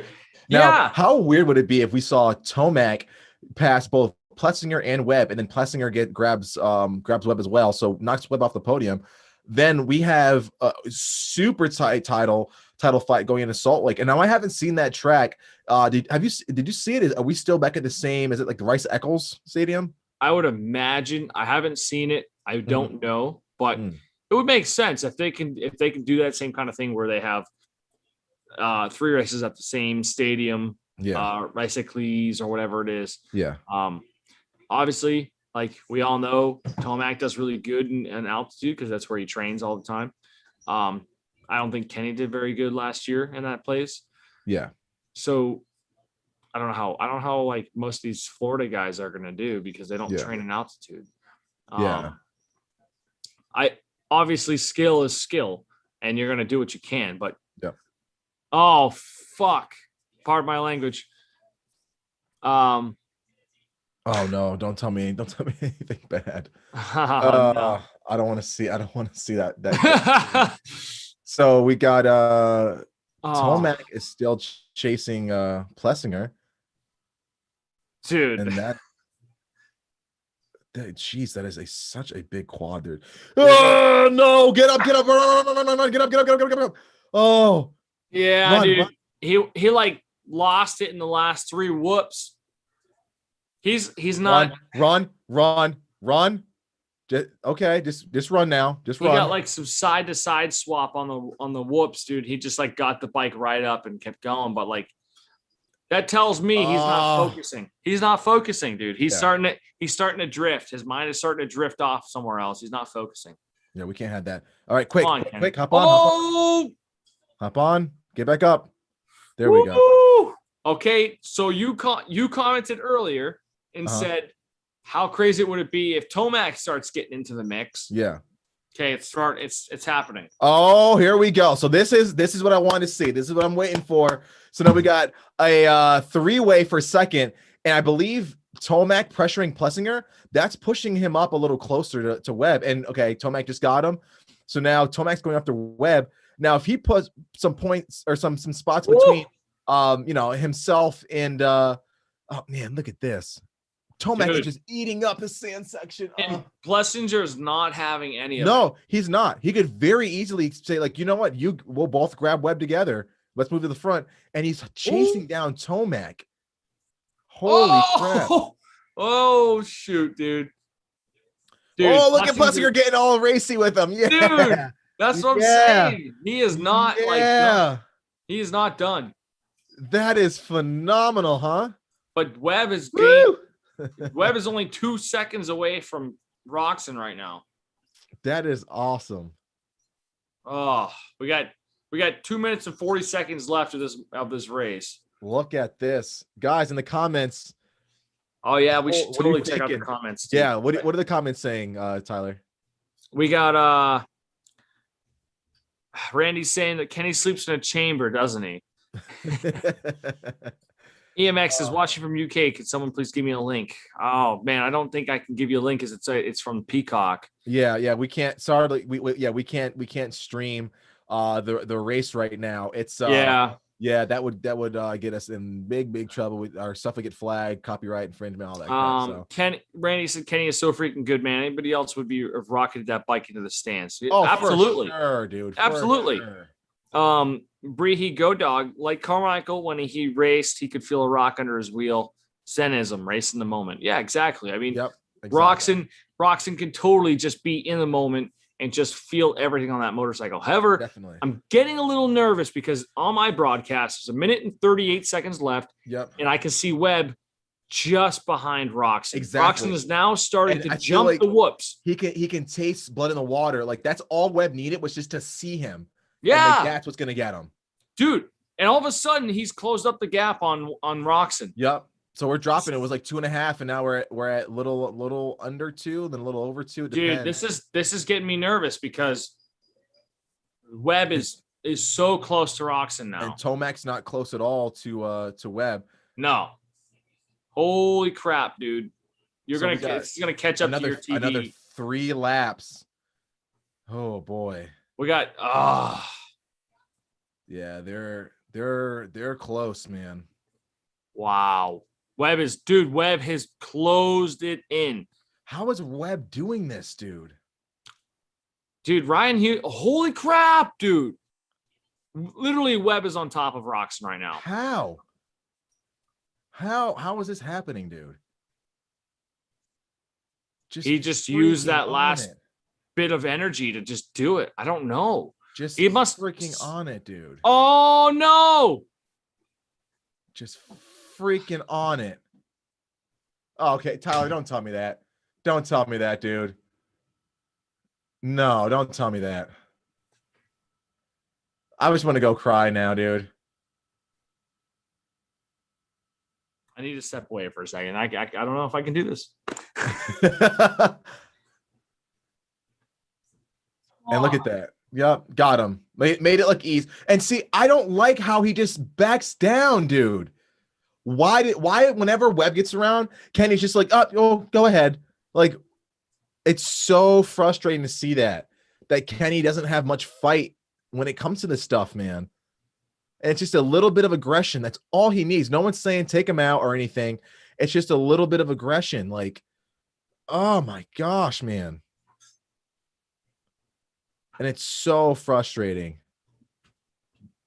I'm not excited. It's like he's got his number, dude. Like, I'm not excited. I don't like. Kenny just kind of like knew he was coming in. And he should have just smashed Roczen. I mean, not Roczen. He should have just smashed Webb or whatever. Like Webb came in high. Kenny should just went wham and just fucking hit him. Thank you. Like, just dude. Thank you. Just show him you're there. Yeah, dude. You can't take this spot. Smash.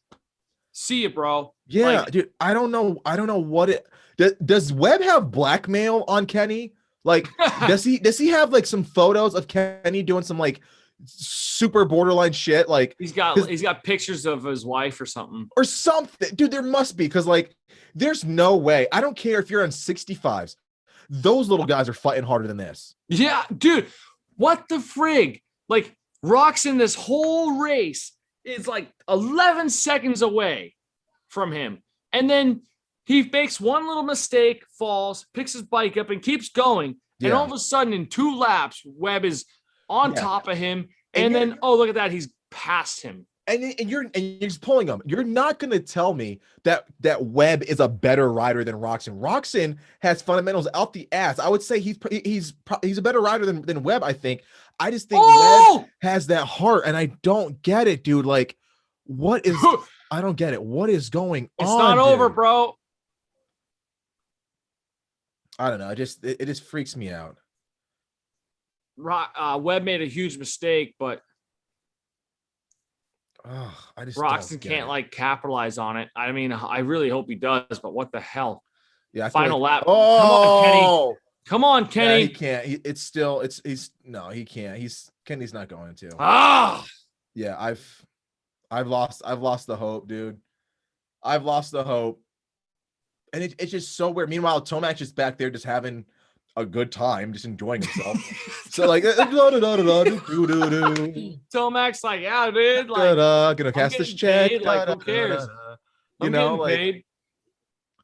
I'm pretty pissed, dude. A whole other win for Webb, while Roczen just completely just acts like he doesn't enjoy the sport. I don't like Webb. I don't like Webb for that. I mean, honestly, hard fought, dude. Hard fought. He earned that one. Hard fought.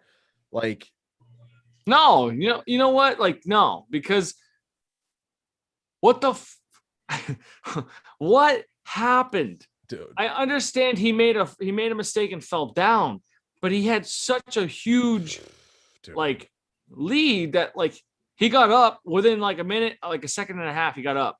and he was gone. He was going. And then you get like Webb all of a sudden just flicked the switch and was like, hey, just kidding. I'm actually going to like really try now. Dude, Jason, Randy, and Anthony, I agree with everything you guys are saying right now. It's a bummer, as I can, we're all Webb or all Roczen fans, and to see Webb do that. I mean, granted, hats off. You put up you got Roczen from 11 seconds back. That's awesome. I commend Webb. I love the heart, but as a Roczen fan, I'm so saddened. But that's a great race. I mean, you never know what could happen. We've got 2 more of these things to go, time in between, so you never know what's going to happen. These comments are great, by the way. Yeah, keep the comments coming, man. This is phenomenal. Doug said that the Germans have been like this since 1945. Oh, geez. Oh, geez. And Rack, I'm glad Jay's still kind of tuning in here because Jay's got a great perspective on all this stuff, and you know what? He's probably onto something where like Kenny is his own worst enemy. Yes. I agree. And you put it perfectly. It's that mental thing. I don't know what it is. Whenever Webb gets around him, Kenny puts on the anchors and reverse jets, and he's going backwards. And I can't see what it is, why that happened. I swear, dude, there's maybe like when they both retire, we're gonna hear like, oh yeah, no, I blackmailed that guy for millions of dollars. Yeah, of course. No, that was an agreement. The guy, he would have won 4 more titles. It wasn't for me. I had pictures of his wife on my phone.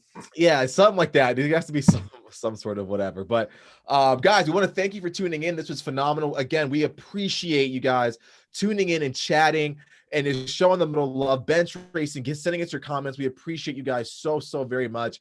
We're gonna do this again for the next one. We're gonna continue to keep doing some stuff. We're gonna do a giveaway at the next one, not this one. Sorry, guys.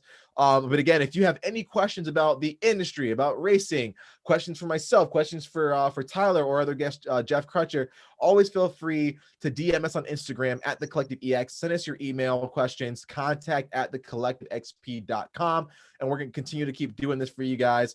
Again, shout out to all of our great sponsors. They're going to be linked in the description below.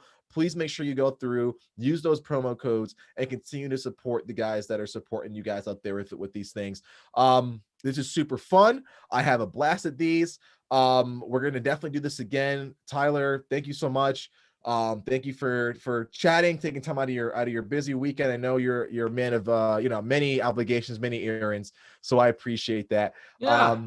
It's always a pleasure, dude. Always a pleasure. Man. I'll put anything off to come over and like talk and hang out with you. I appreciate it, man. So we love you so much, guys. Be sure to hit that subscribe button, share this with your friends, family, get them inside on all the action, all the bench racing, all the talks. And guys, please continue to keep an eye out for the TCE MX internship program. We have so much fun doing that. We get you guys behind the scenes of the sport, working with your favorite pro race teams for an immersive experience that you can't get anywhere else. We've had guys go on to work for filming for Supercross, working for FXR, training pro riders like AP and AC, working as professional wrenches, and we can hook you up as well. Don't think we can't, because we can. Fantastic program. I mean, I've been through it. And Dave, I mean, you can sit there and go, oh, yeah, sure, Dave. Okay.